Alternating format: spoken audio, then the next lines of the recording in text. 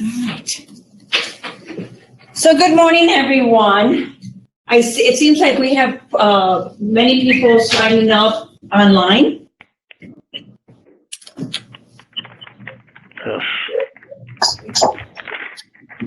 So first I want to do is thank you everyone for coming to the Greeter Screener webinar. What I would like to do is talk about what your expectations are with the VITA program this year.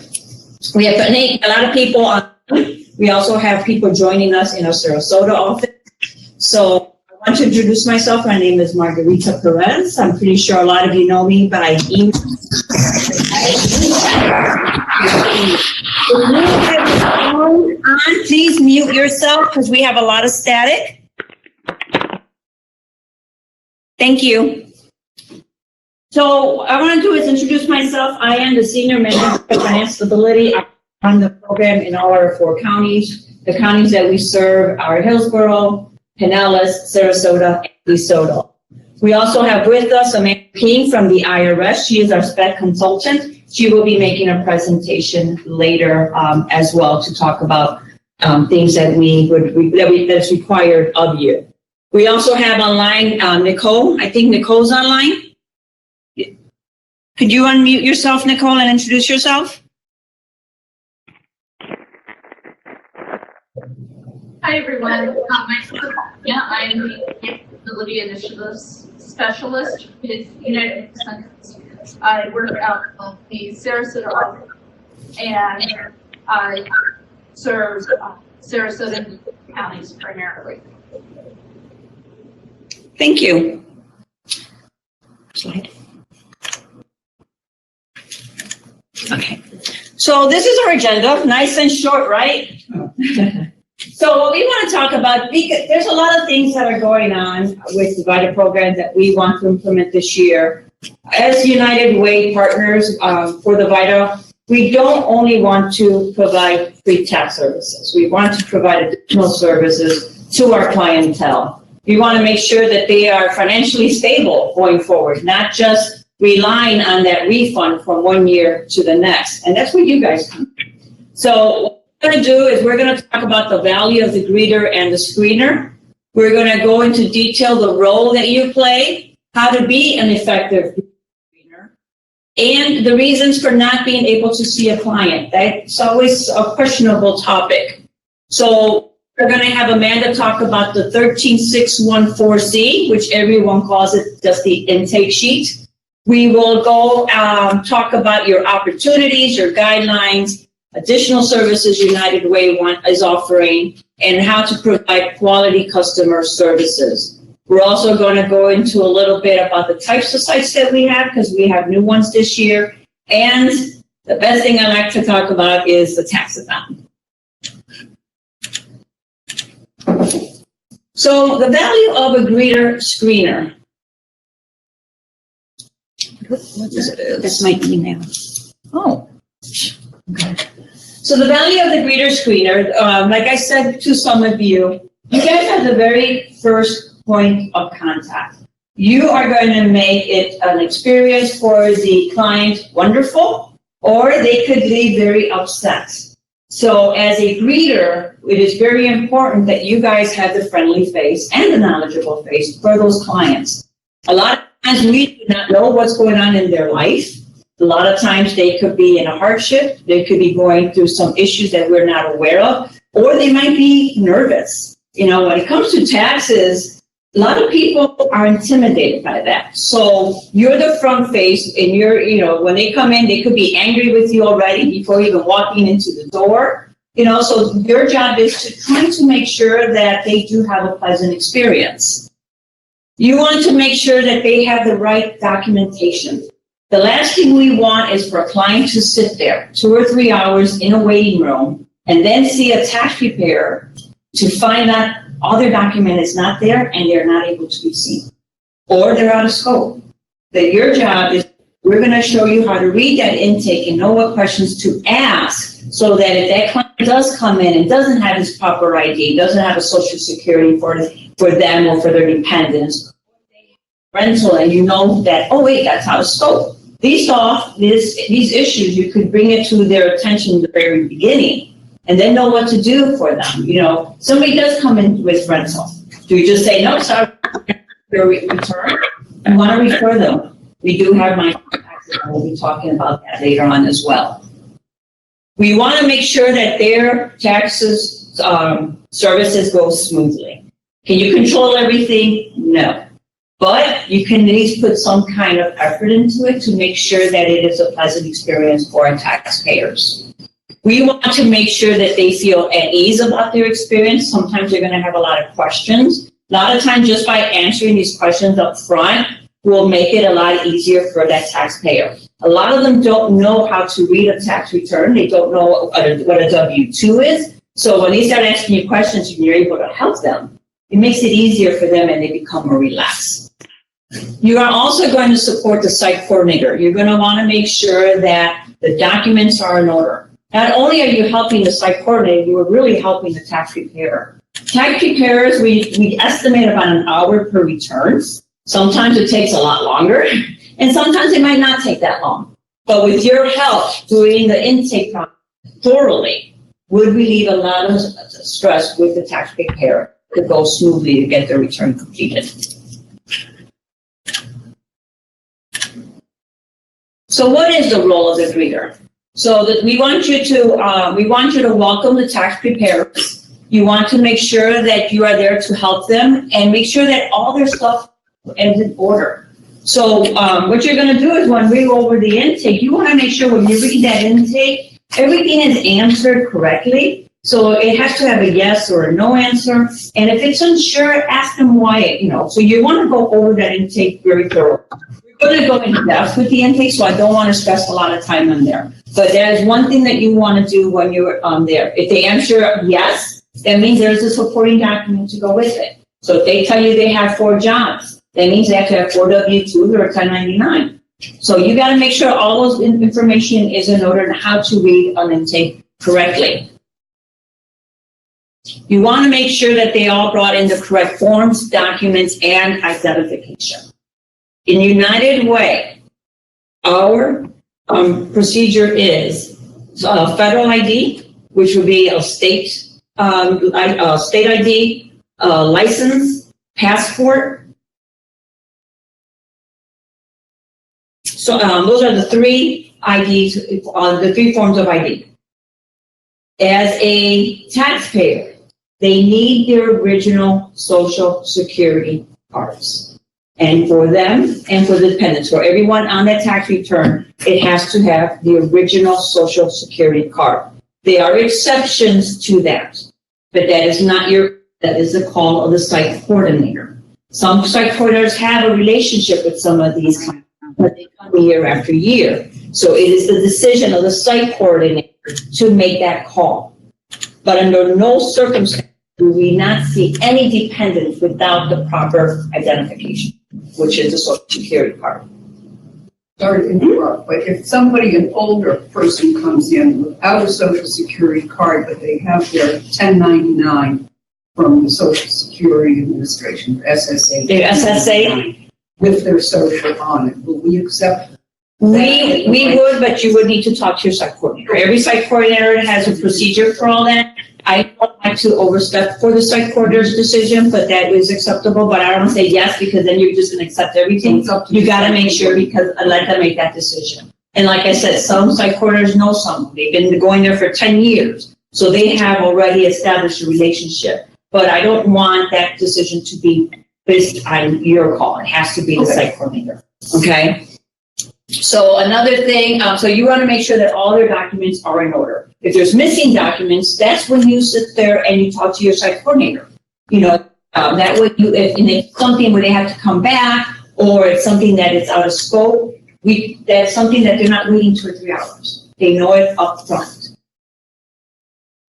So with the, you also want to determine with the assistance of with the site coordinator as well, anything that's out of scope. If it's out of scope, we don't want you to say, oh, you know what, we can't help you.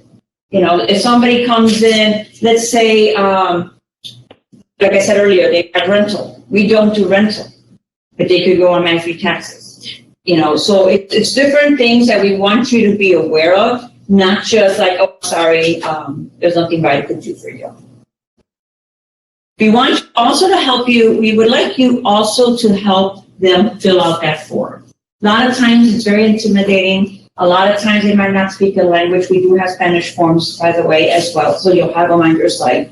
So go with your clients item by item. Make sure they understand what they're answering. Make sure all the questions are answered. And then if you have questions, your site coordinator is there to help you.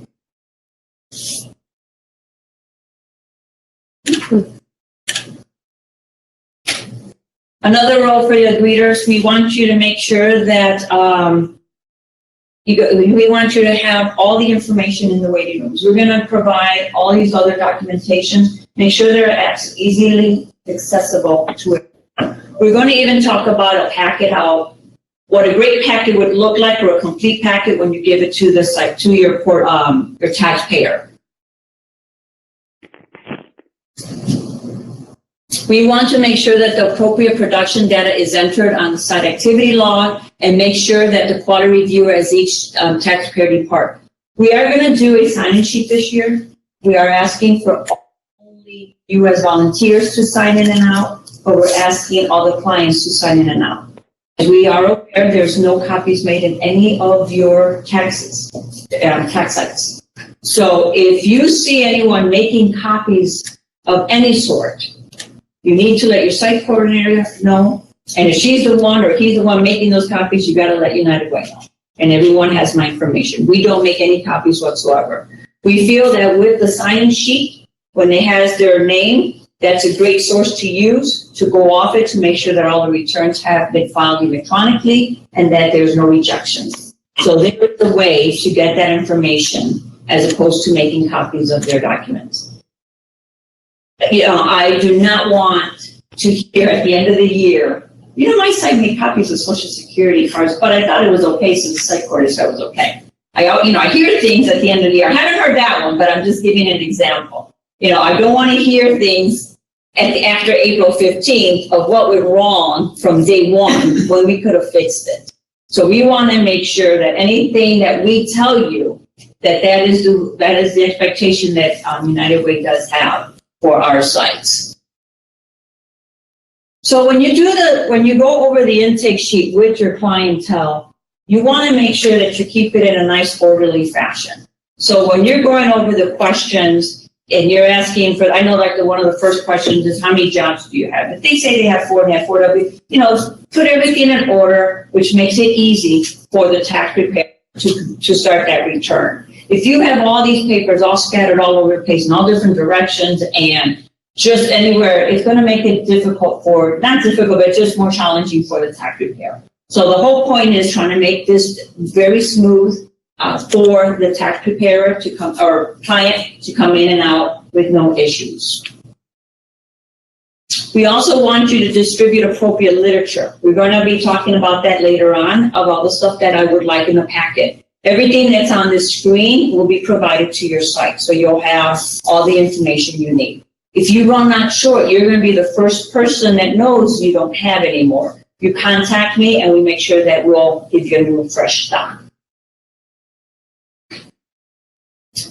This is probably one of the most important things is adhering to the program policies and procedures. Make sure that you stay within the guidelines. It's so important when you are, come on in. It is very important staying within the guidelines.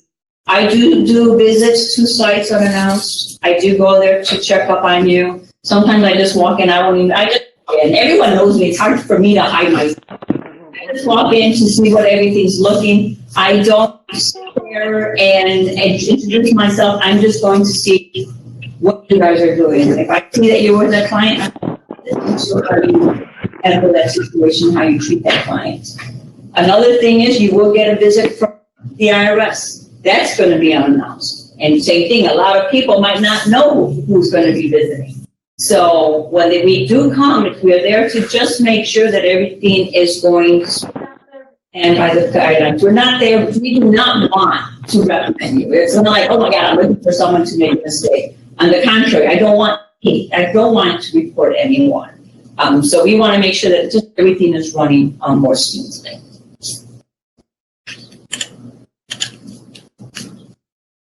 Being effective. So when you're doing the intake process, we want you to make sure we have a big variety of clientele. We have people who are in better off situations than others. To me, when they come to a VITA site, I don't care what their background is, they always deserve the utmost respect.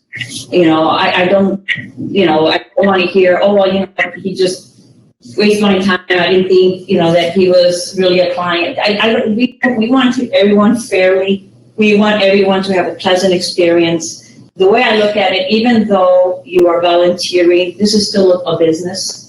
So we have to treat it as such because, a lot of people have a misconception of, oh, well, it's free, so you get what you deserve. That's what you paid for. That's not the case. With VITA, we want people to have, the great quality experience. We want them to say, you know what, even though it was free, it was great. I prefer paying $200 somewhere else because they treated me better. They explained the documents better to me than if I went somewhere else. They were able to understand their 1040 a little bit more than when we walked in. So that's kind of the stuff we would like to do at our sites. And that's where you come in because you are like the face that everyone sees first.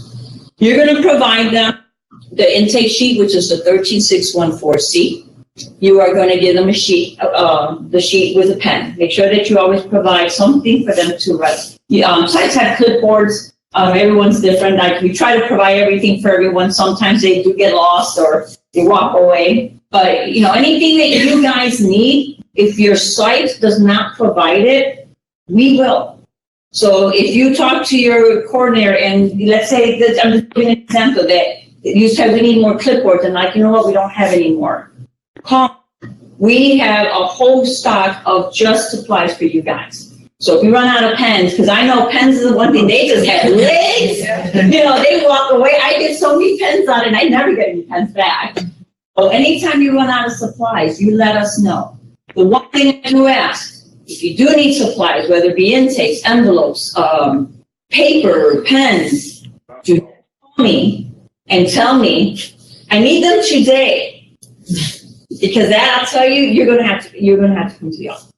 I ask because I do have sites that we run, 50 sites. We're talking about 6 days a week, morning, afternoon, through the evening. I am rarely at the office.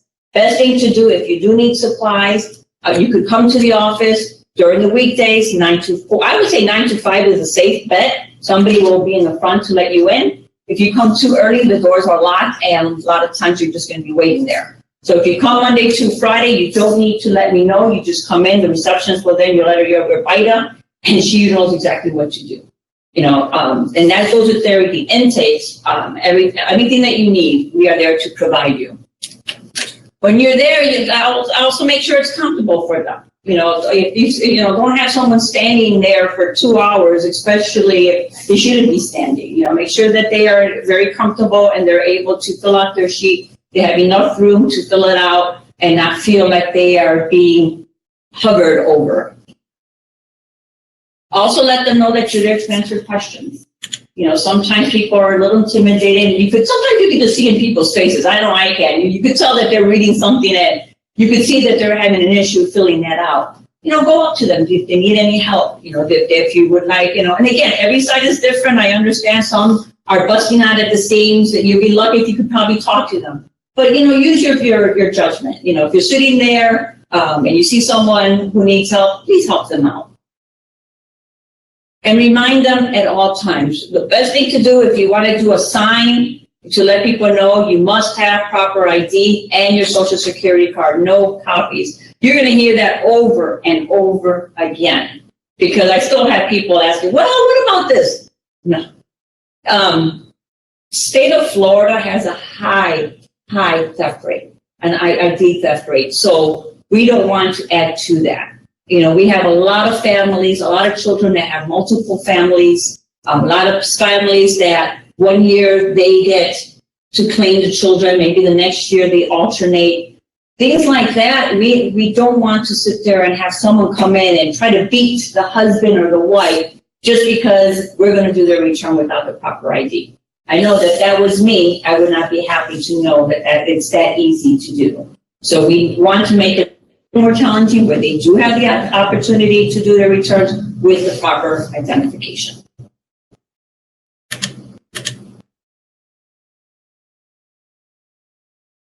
Once the client has completed their return, check it over for accuracies. Any questions that are unsure, please make sure you go through them, making sure that all the questions are asked. You have the opportunity to write on that intake. If you have questions that you want to give to the tax preparer, make sure you put it on that intake, because sometimes you're not going to have that opportunity to talk to the tax preparer because your site's so busy. You're just going to go to the next one. So anything that is, that's questionable, that's where you write it. You could put your initials on there. You could, you figure out what kind of process that works for your site, and that's how you do it. When it comes to procedures, you guys have kind of a say on how it works for your site, as long as you follow the guidelines. So if I give you a sign-in sheet and you tell me, well, we already been using this one and we like it, that's fine, as long as I'm getting the information that I need.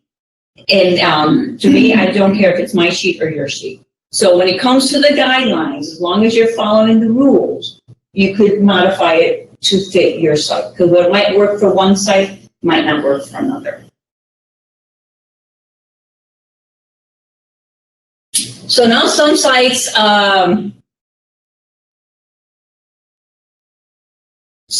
do have quality reviewers, some are not. Some sites are not going to have you guys. And I'll tell you, as breeders, you guys are high in demand.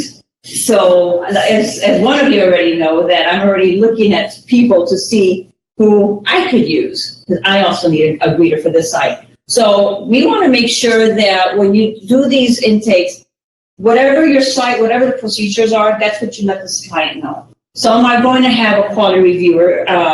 So you have to see how they're doing it. So if you know the process is, you have a tax, and then you have a quality reviewer who's going to review your return, and then so you got to let the client know what the steps are. Some sites do peer-to-peer review, so you got to let the client know that once their return is complete by the tax preparer, doesn't mean it's done. Somebody else has to review it as well. Remember, it's two people that have to do that return. And VITA does not require a QR per se, a person that is designated or certified as the quality reviewer. The way we've done it is we do have a quality review, depending on who is the quality reviewer. Yeah. So basically, some sites do peer-to-peer.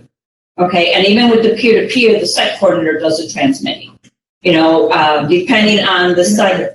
Yeah, and then sometimes you do have just a designated person to quality review, and other sites we don't.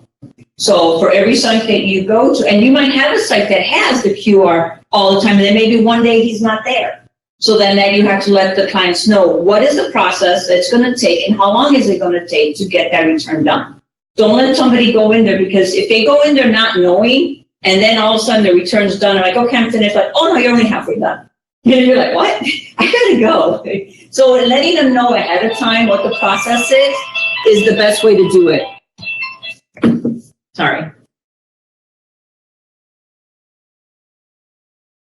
We have here as clients, wait, be available to answer questions, offer water if available. I know we have times that we have clients, our tax-a-thon, we've had them for 4 hours, and you could tell they were there all day, they were hungry. Everything that we found in our lounge, we just fed them, just to relieve the pain. So just make them as comfortable as possible with the means that you do have. And again, very important, as much as we want you to be helpful with our clientele by helping them with the intake and helping them with the process, one thing you are not able to do is give tax law questions. You are not a tax preparer. You are not certified as a preparer. You do not give any tax law information or questions. So if they start asking you anything that has to do with tax, That's where you have to let them know, you know what, I am not certified to answer this question, but let me note that so the tax preparer will be able to help you out. So don't just say, no, I can't help you. You know, let them know you are not able to, but someone will make a note of it that they had that question.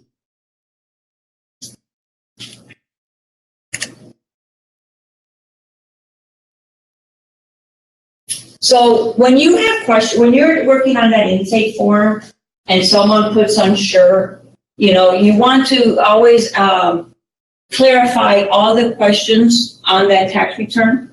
So these are just like some examples. So when you're asking, like, what for the first one, it says you marked that no one else lived in your home. Is that correct?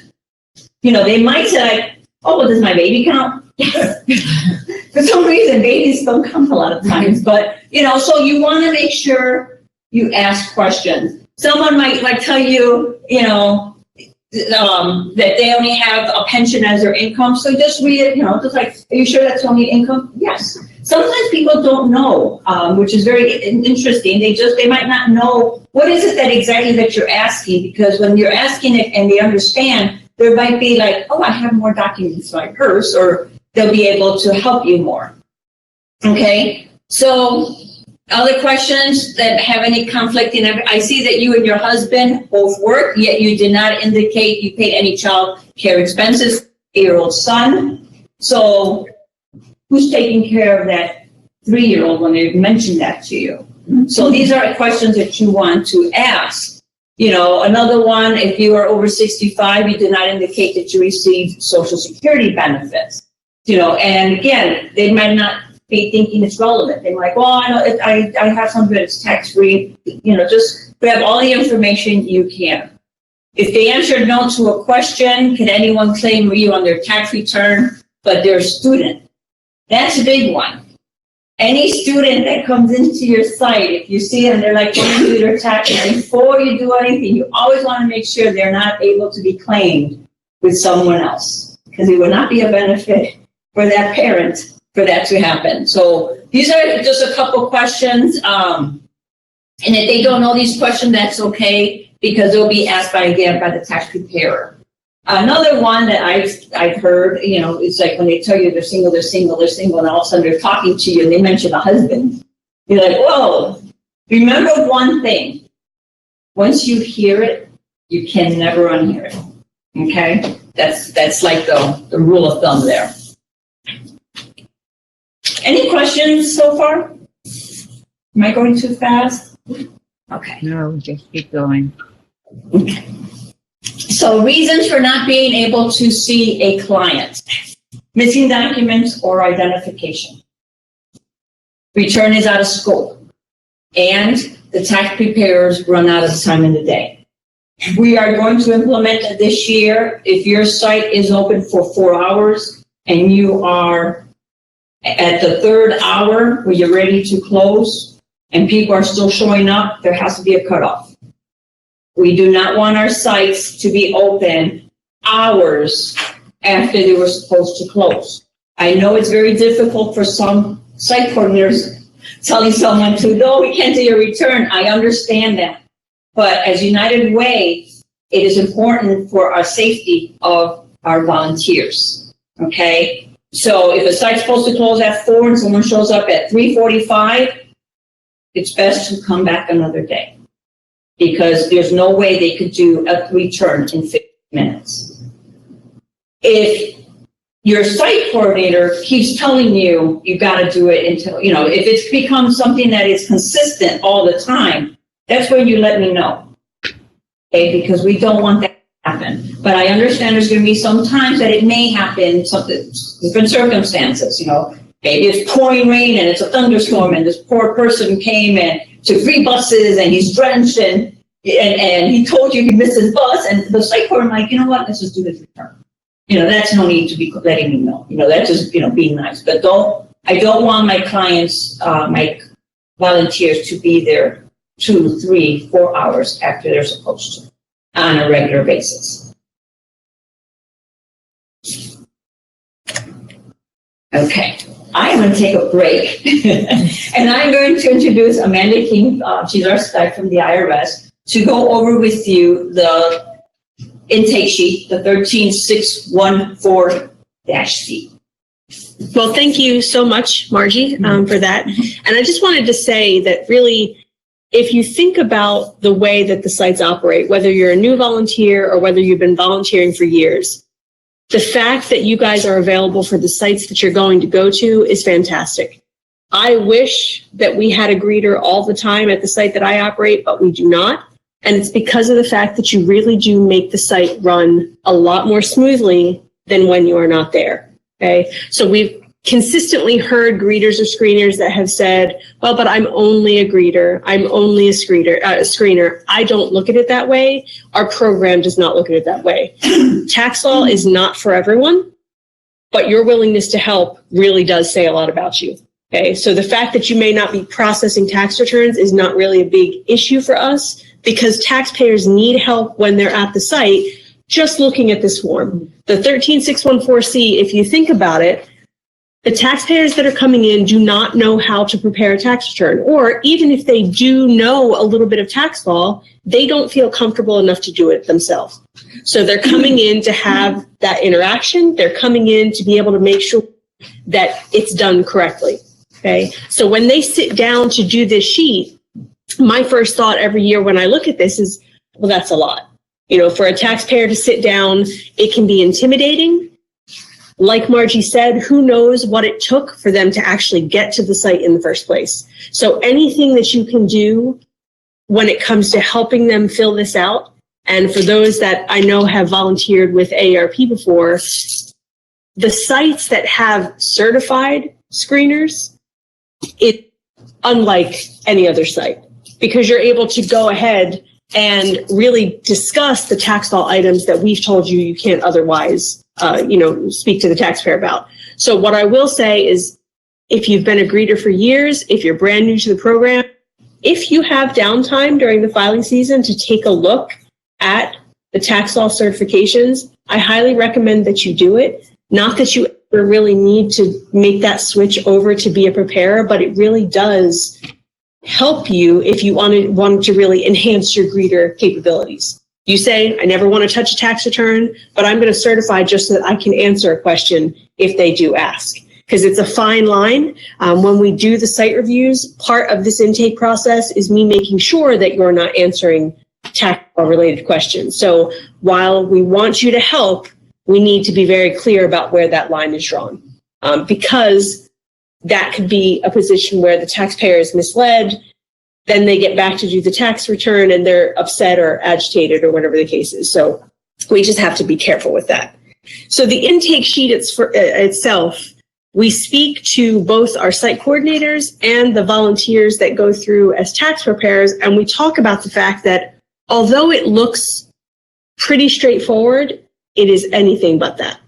Okay? The information that's on here, whether it's simply their first and last name, one of the most problematic things that we encounter is making sure that their name matches what's on the Social Security card so that when a site files that return, it does not reject.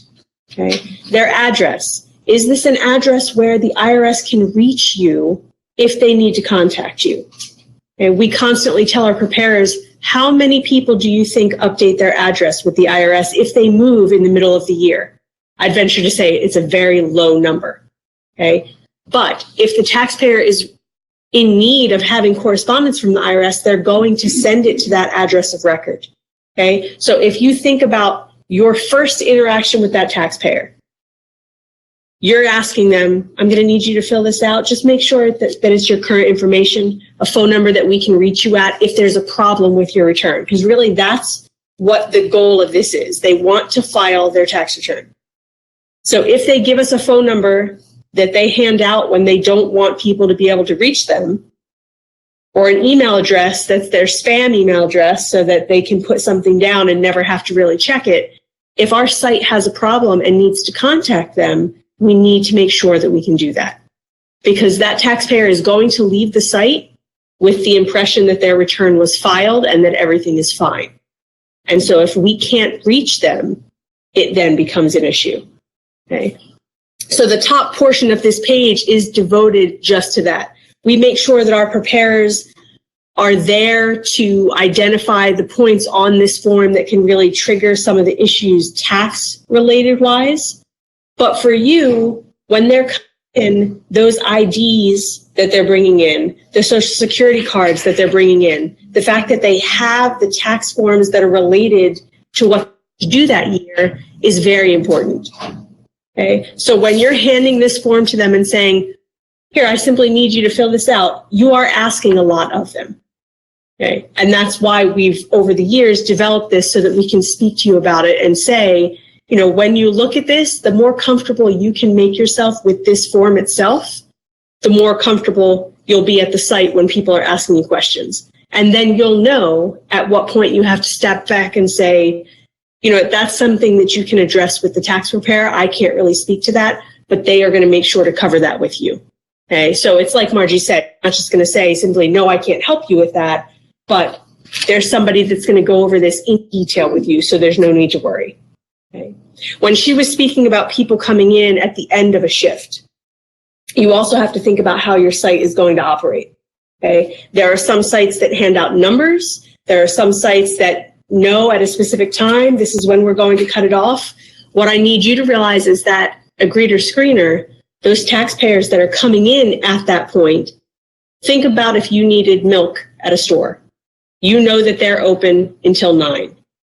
If you go there at 8:45, do you expect to be able to grab milk and get out of the store quickly? Yes, most people would. But when they come to the sites, that's where we run into problems because our volunteers have other places to be. They've signed up for a shift that's only to a certain time. So then it goes past just simply handing this sheet to the taxpayer and saying, I need you to fill this out for us. It's you being able to look at that taxpayer and say, unfortunately, for the day, we've had as many people as we can sign in. So we're not going to be able to fit you in today. That itself could spark, obviously, emotions from the taxpayer, depending on what they've gone through to get there. Okay. So we've seen at a site that I've operated before that it's very, very important that you deal delicately with those situations because they may be upset. The last thing that we want you to do is to get upset with them because of their frustration. Okay. So even if it makes them feel better to sit down and maybe fill this sheet out because they're going to take it with them, we're not going to keep anything at the site.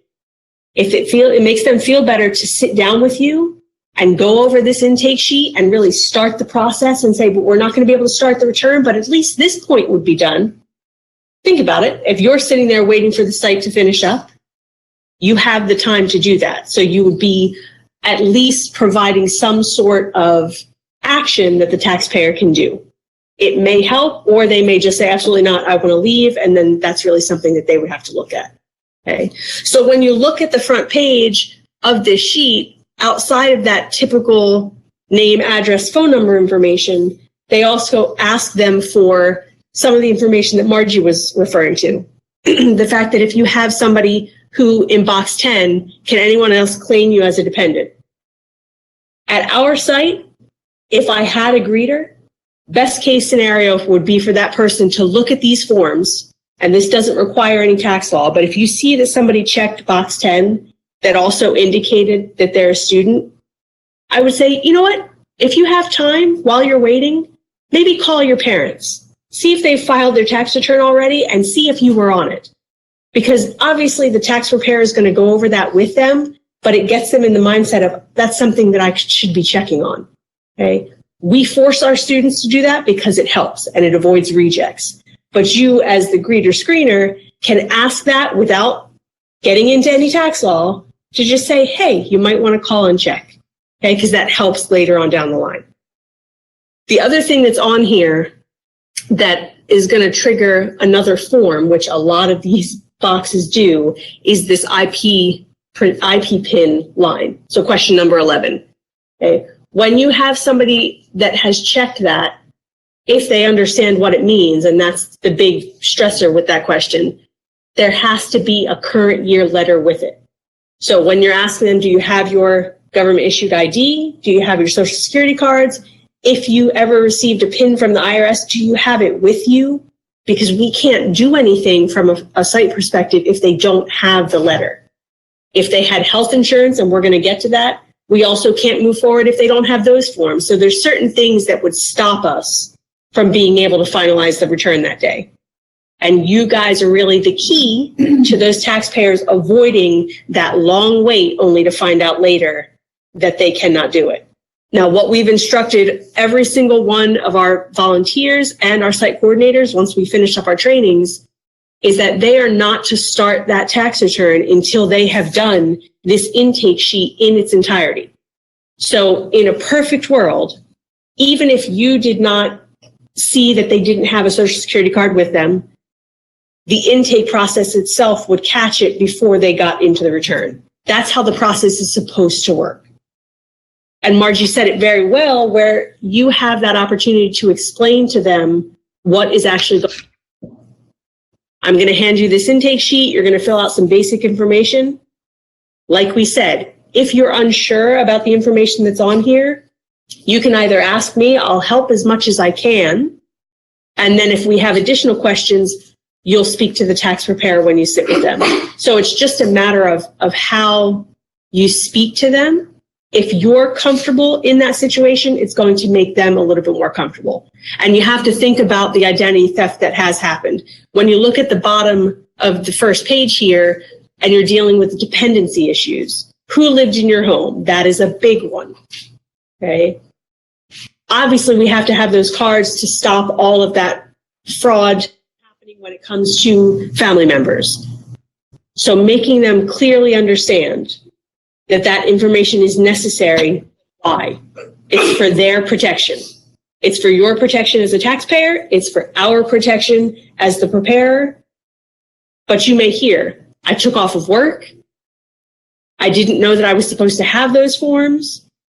You know, when somebody gets agitated because you're saying, well, without this, we can't do anything, you have to be able to sort of diffuse that situation a little bit. The site coordinator may be able to work with them to get the return in up to a certain point. So that's why you don't necessarily just want to turn them away, but that's when you find an opportunity to step away, talk to the site coordinator, let them know what's going on, to say, you know, the taxpayer has all of their other documents except this. What would you like me to tell them? Or even better than that, they may come over and actually speak to them personally. So it just helps them feel better about the fact that, yes, I left that paperwork home, but at least today is not a total waste of time. We can still do something, okay? If it's at the end of the day and much we can do, we have to try to make them feel better about the fact that we have other VITA sites, so it's not the end of what is possible, or they may have to come back to your site the next time that it's open.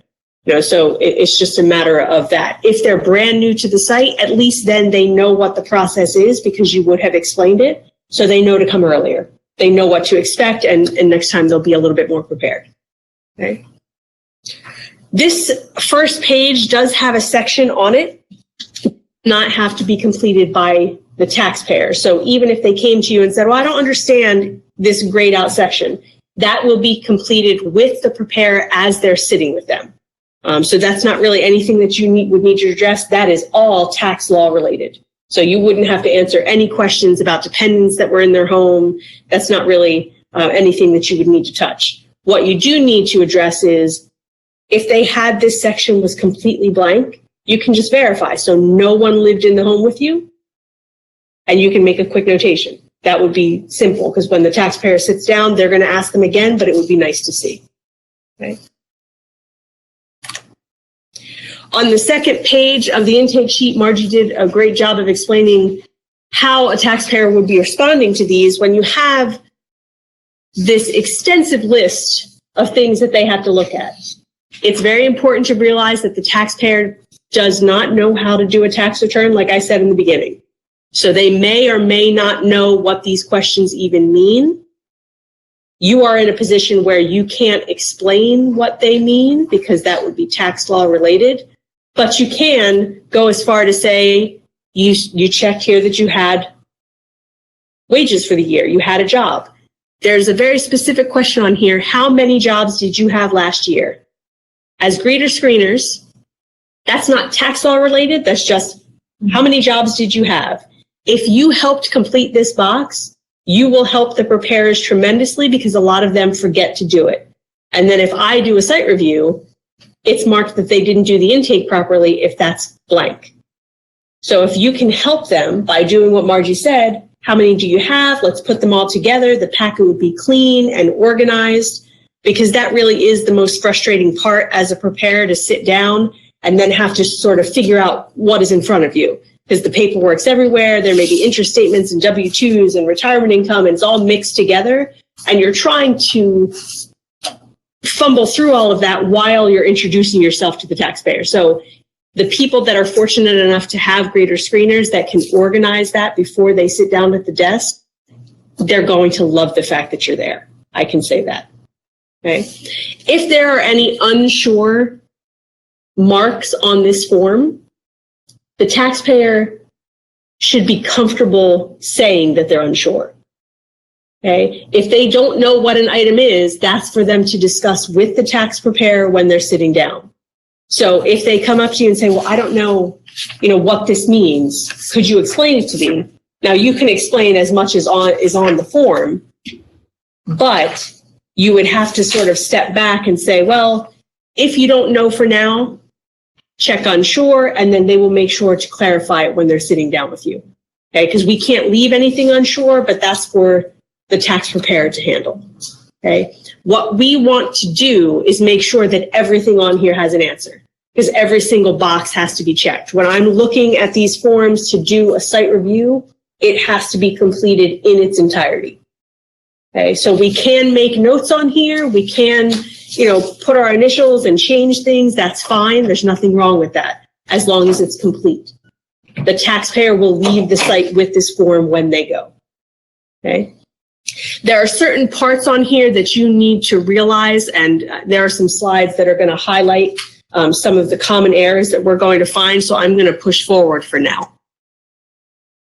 The third page of the intake sheet has additional questions. So these are not necessarily tax item related. We have an email address up here, obviously, because we want to be able to contact them if there's an issue. If they gave us a phone number that is out of service by the time we try to call, if they gave us an email address, we could potentially send them an email just to say, we need you to come back into the site. We're not going to send them anything trying to market to them. We're just using it if we had a tax-related concern without putting any personal information in it. So if they asked you, well, why do you need my email address? That is why we would need it. If we had an issue, your return didn't go through, we want to make sure that we can fix it for you, get you back in here as quickly as possible, so that if you're getting a refund, you can get it back as quickly as possible. Okay. The Presidential Election Campaign Fund. I don't know how many of you have gotten questions about that before. It does not come out of their tax return. Just something important to notice, because they may ask you that. It is not them giving $3 out of their refund to go into this fund. That is not what is occurring. If they say yes, there's money that's moved from one spot to another, to put it in simple terms, but it does not come from them directly. Okay. The questions that are down here regarding direct deposit. When you're speaking to a taxpayer and they indicate that they want direct deposit, it's very, very important that they not just have the number written down on a piece of paper. Okay. If you think about a busy waiting room and you had a taxpayer come in and you know that they do not have their direct deposit information, it is the most secure and the quickest way to get a refund is to have it direct deposited into your account as opposed to getting a paper check. Okay. So we definitely want them to use that option if they can, but we want to make sure that the information is accurate, because if it goes into the wrong account or the numbers were off because they thought that's what it was, it could be months and months and months before they see that refund. Okay. So we just need to stress to them, it is very important that this information is accurate. If you don't have it with you, could somebody run home to get it? Or, because depending on the site, they could live right around the corner. So I don't say that we're going to force them to go home and get it, but you want to give them the option because they do need it. Okay. And that goes with any of the things that they forgot. They may leave one person sitting in the waiting room so that they can go grab an ID or a social security card and bring it back. There's a lot of things that could happen based on how the site is set up. Okay. The questions that are here about all of the extra questions, whether it's the English speaking in the home, they've added on additional questions if you've looked at these intake sheets in the past. This is all information that the IRS needs for our purposes, and you guys will, in addition, have United Way's surveys as well that the taxpayers will have an option. Now, if you look for all of these, they can say that they prefer not to answer.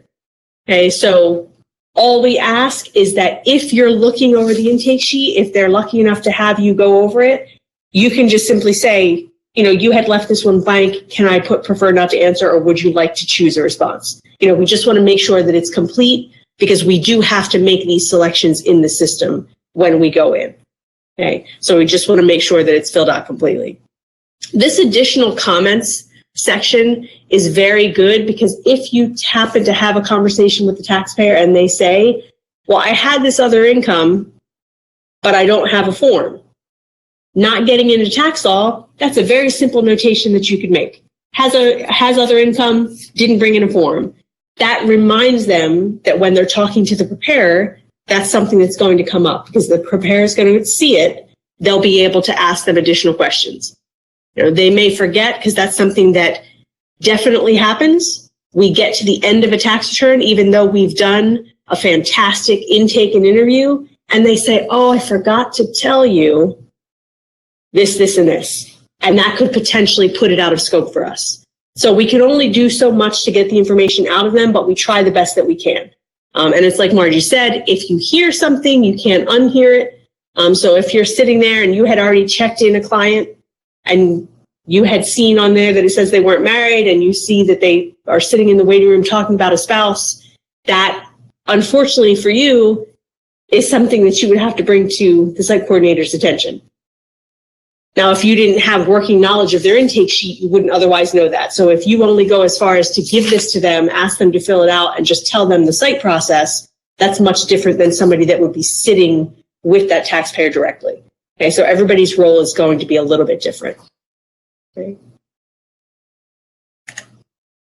This consent form that is on the back, the way that I have addressed this with all of the volunteers and site coordinators this year is to make it very clear that most taxpayers will probably look at this form.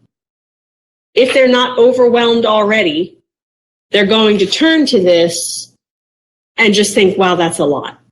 So I can't guarantee that everybody's going to read this, but they may just look at the bottom and say, oh, well, it needs my signature, and they may sign it. Now, the taxpayer is going to go over what this means with them, but you as a greeter, because this is not tax law related, it's just a matter of how the sites operate. What this does is it allows the tax information from that client to be shared from site to site. It's called global consent. Okay, so if you had a taxpayer that came to your site directly and next year they moved to Georgia, they could go to a VITA site there and have their information, the shell of their return, pull up if they had signed this consent. Okay, but you may have taxpayers like myself that don't want that to happen. So I got to the end of this sheet. I was so exhausted. I just signed it anyway. And then the greeter explained to me what it meant. And I said, oh my goodness, I don't want that to happen.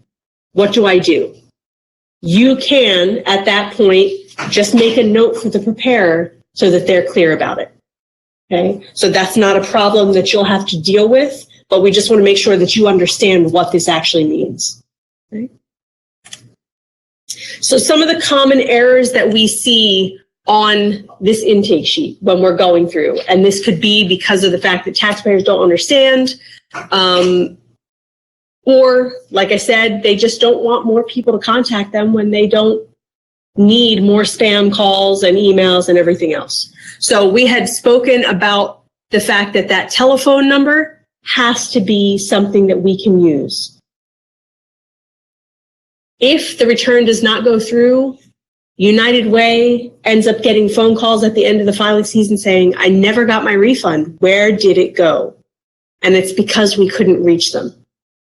We couldn't reach you to tell you that your return rejected.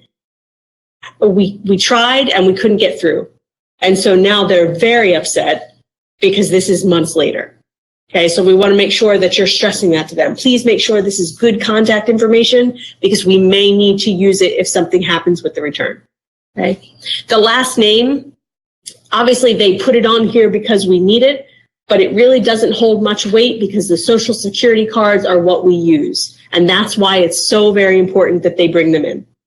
Okay, stress to them when they come in because that is the last thing that a preparer wants to hear when they sit down is, oh, I didn't know that I had to have those. Now, if there's no greeter at the site, it could happen.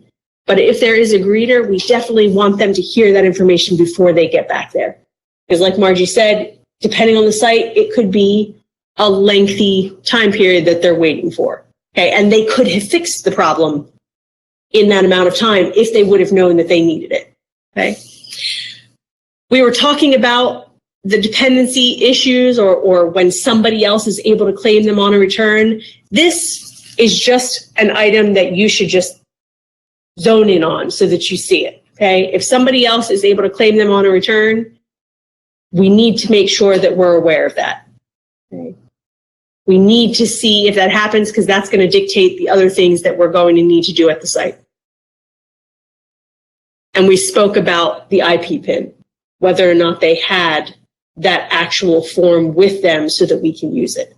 Okay, because we can't file it, it will actually reject if we don't have that form. Now, what I can say about the letter, because it's an actual letter that you will receive from the IRS, there is a date at the top.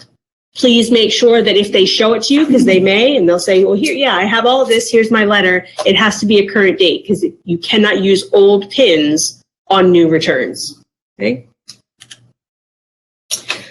For the household information that's at the bottom of page 1, obviously we need to make sure that we're checking their marital status. Why is that important? If it's a joint return, they need to both be there before that return can go off. So if you have a person that comes in and they say, yes, I'm married, it's a very simple statement from you to say, well, just so that you're aware, both people have to be here and sign before the return can be e-filed. They definitely need to know that before they sit down and wait for an hour and a half. Okay. We have processes in place where we could potentially do part of the return and have somebody come back in, but they need to know because that's definitely a point where they could get a bit angry if they weren't aware of that fact. And obviously the fact that the return needs to be looked at by a completely different person is huge itself. Okay, so make sure that they realize that their marital status does matter when it comes to e-filing that return because they can't be alone if it's a joint return, right? This area, now that it's up on the screen, is the section that the preparer will be filling out with the taxpayer. So based on the information that they put on the intake sheet, these are the people that lived in my home. We are required as preparers to go through this section with them. So you would never, like I said before, have to make any notations in this area specifically because it's for the preparer itself, right? If they had no dependents, like I said, you could always make that and say no one else living in the home. So you could always help out in that way.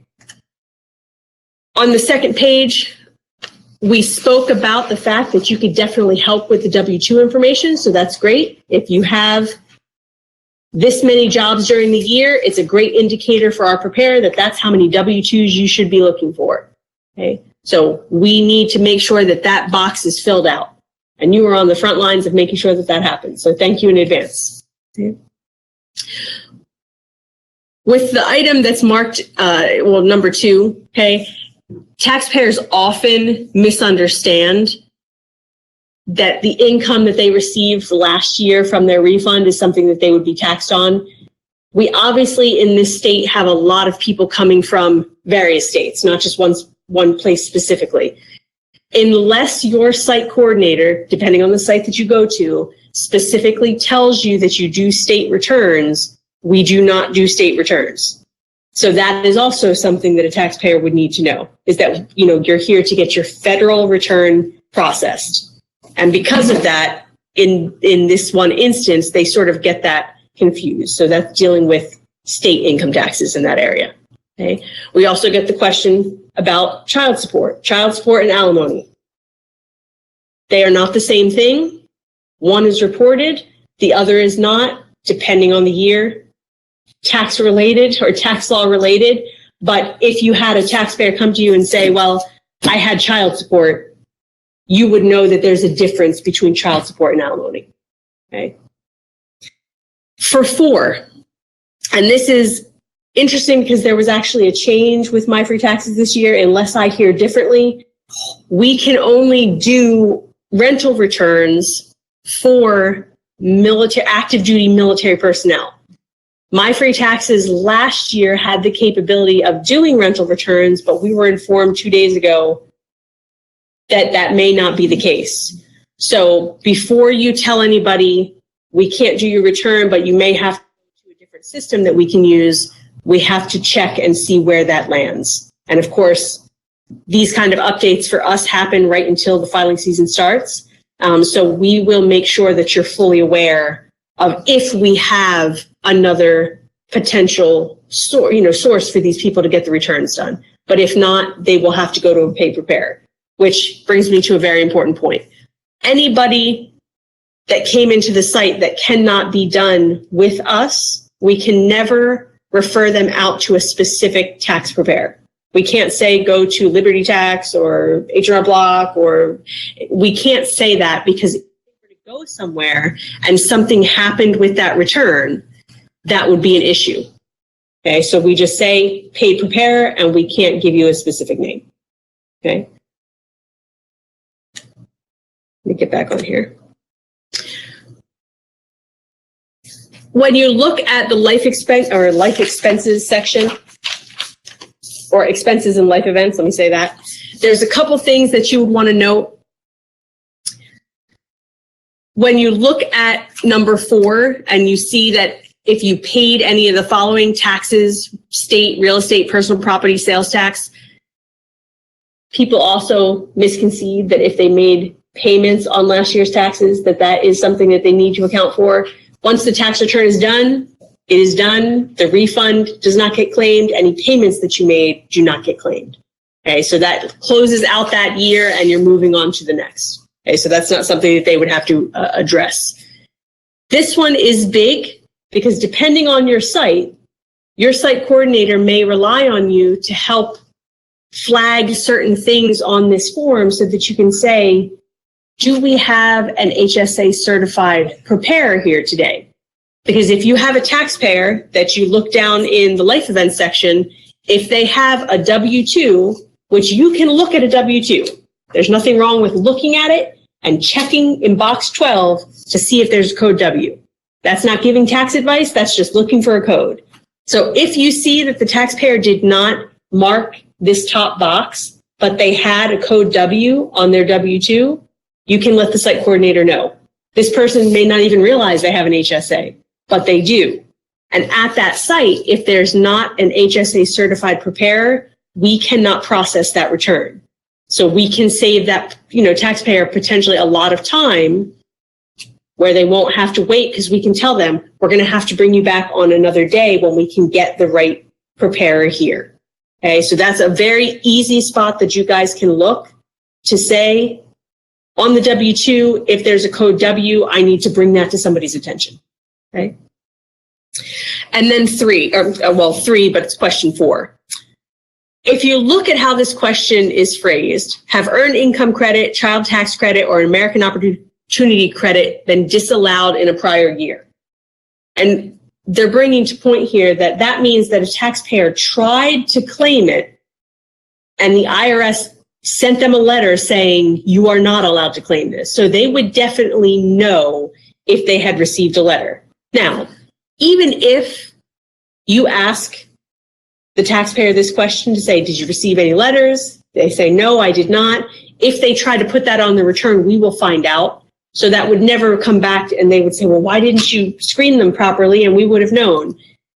It doesn't matter what they say. The returns will not go through if they had received that indicator, because it would have been blocked on their account. So they may have moved and didn't get the letter. They may be being truthful, they never received it, or they may not have ever opened it because some people just don't like the IRS, so they don't open up mail for them. So there could be a lot of things that happen, but we try to screen those returns out. But that's really what it means. Did you get a letter saying that you tried, but you are not allowed to claim this for whatever reason? Okay. Health insurance. I touched on this briefly. This is a huge change from last year. If you were here and you remember the intake sheets, this looks a lot different because we do not have to process the shared responsibility payment this year. What does that mean? Taxpayers are not responsible for that shared responsibility payment if they did not have insurance. A lot of people referred to it as a penalty. It's not a penalty. Officially, it is the shared responsibility payment. Okay, but we still do need any taxpayers that went through the marketplace. They still have to have that 1095-A. We cannot process a return without it. So for you, if you see that this section has box 9 checked yes, they have to have the form with them at the site in order for us to do the return. So that's, again, a very simple check for you to say, they said yes to this. Do you see the 1095-A in their pile of paperwork? Because if not, you can tell them, we're not going to be able to finish your return today if you don't have a way of getting this. Okay? And on our side, we usually have someone there Okay. in the marketplace. They can pull it up. Yeah. So you had a healthcare navigator that could help them, Yeah. which is fantastic. Yeah. Now, that is the good part, is that if they can get the form, even if it means that we have to print it out for them, we will do it. But if they don't know their login information or they can't get it, that makes it a little bit more difficult. If you're lucky enough to have a healthcare navigator with you at your site, that's even better. Okay, but they have to have the form. Okay. The last page, I had talked about the email address. Like I said before, it's a way to contact them if we have a problem. We're always verifying the bank account information because we need it. It's very important. Are they willing to wager their refund being lost for 6 months because they guessed on a number? I personally am not. I would make sure that I had the information, whether they're going to pull it up. You would just need to be able to verify it. Okay? Because that's the worst. And it honestly, unfortunately, it happens every year where this happens to people and they get very upset. Okay. We talked about the additional space that you have to document anything that you need to bring to the preparer's, attention. If you need the space, use it. Like I said, this is all going to go back with the taxpayer when they leave the site. But this form is so very important because it really sets us up so that if we had never done a tax return before, if we follow what's on here, we will get the information that we need out of them. But the unfortunate part is obviously there are forms that are related to most of the things on, most of the items. And so we need to make sure that when the taxpayer comes in, they have those documents. Because without them, we can't verify everything and e-file the return. Okay. What you will need to do as the greeter screener is you're going to have to do the volunteer standard of conduct, as well as the intake, interview, and quality review training. It's very important for you to understand what that training looks like, because when the taxpayer comes in, if you don't understand the process yourself, how could you possibly explain that to somebody else? Okay. When I started, that was the biggest eye-opener for me, is that taxpayers were willing to wait that long to get a tax return processed. But honestly, if it is free and if it is quality work, and if it's good interactions that you have, starting with the greeter at your site, then it's a positive process. They're not going to mind waiting. Okay. So we want to make sure that if they're lucky enough to see you when they come in, they're aware of what the process will be. And when they're finished, you thank them for coming in and they have a fantastic day or night, depending on which site you're at. Okay. So when it comes to the standards of conduct, there's a lot of information on this slide, but what I want you to understand is that it's very important, even from your perspective, to make sure that you're following the standards of conduct. And that if you see something, like Margie said, at a site that you think is a bit off, make sure that you let us know. We may not be at every site, well, and I can guarantee you, I cannot be at every site. So if you see a process where they told us we didn't have to use the intake sheet, it wasn't important. That has never happened, but you never know. So please make sure that we're aware of any issues that would happen, because that directly impacts that taxpayer's experience at the site. Okay, you are really going to set the tone along with the site coordinator, and so it's very, very important. Okay. Now, when it comes to the intake, interview, and quality review test, when you're going through, we're responsible for making sure, like you said, that we have either a designated person or we have at least 2 people, because that's a clear indicator. You cannot operate a site if you do not have 2 individuals. So if you show up one day for your greeter duties and you notice that it's just the site coordinator, that site could not possibly operate using the traditional method of return preparation. And if we're not using traditional return prep, these forms are not required. Okay. So you would have to work with your site coordinator that day, because technically, you could help the taxpayers when they come in to know what the process is going to be for that day, but it's not going to be the same as if it normally would operate with 2 individuals at that site. Okay. So I'll be clear about that. I don't know if anybody has experienced that I would think that's at their so rare. sites. Only one person. Unfortunately, it happens more often than you know. Okay. What I can say is that the quality review process, the intake process, was done in such a way to make sure that taxpayers have what they need. This intake sheet and your ability to go over it with them to make sure that they understand as much as they can from just the administrative point is very, very helpful. So we appreciate everything that you're going to do. Do you guys have any questions about the sheet itself or how your interaction with it is going to happen when you're on location? I didn't get that, the last thing you said about, for example, about the missing person. For example, if I go to the site and there is a coordinator and I show up, but there is no tax preparer, so the change, it drops. Yes, because you have to have 2 tax law certified individuals to actually process returns. So what would happen is taxpayer would come in, you would still greet them like normal. They would sit with the tax preparer, and then ultimately the site coordinator would end up being the quality reviewer. And so they could technically do that all day long. Now, if that does occur, obviously greeting those taxpayers would be much different as opposed to having a fully staffed site. So you would need to make sure that when people came in, you made them understand we're not fully staffed today. So the wait time is going to be a little bit longer. I'm going to try to keep you informed as much as I can, but you definitely want them to know that this is not how the site would traditionally work. So it's going to take a little bit longer than it normally would. If you had an appointment site, it would be much different than if you had walk-ins that day. But your interactions with those taxpayers would be very important, because they may be sitting there thinking, why is this taking so long? Because we only have 2 people, and the same process still has to happen. Okay, so it would definitely cut down on the number of taxpayers you could see that day. Amanda, I have a question just based on experience, and when the taxpayer comes in, sometimes they bring like Walmart bags full of stuff. Yes. And or they keep things in envelopes. It's always been at my site that I insist that the taxpayer produce the document, that my greeters, screeners, and or my tax preparers, because I don't always have the greeter, don't go into the envelopes, don't get handed a bunch of stuff. And that's where this sheet can say, okay, do you have this? Right. And is that how you guys prefer it being done? That we don't go into there?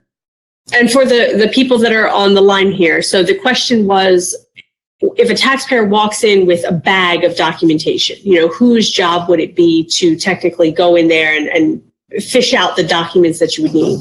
Now, depending on the size of the bag, I will say that I would definitely, if that happened, I would definitely contact the site coordinator and go grab them aside and say, look, you know, we have a taxpayer that came in with this documentation. What would you like us to do? Because in some cases, if you think about how long a tax return takes, half an hour, 45 minutes, there may be so much paperwork that we don't have the time to go through and sort through everything that taxpayer has.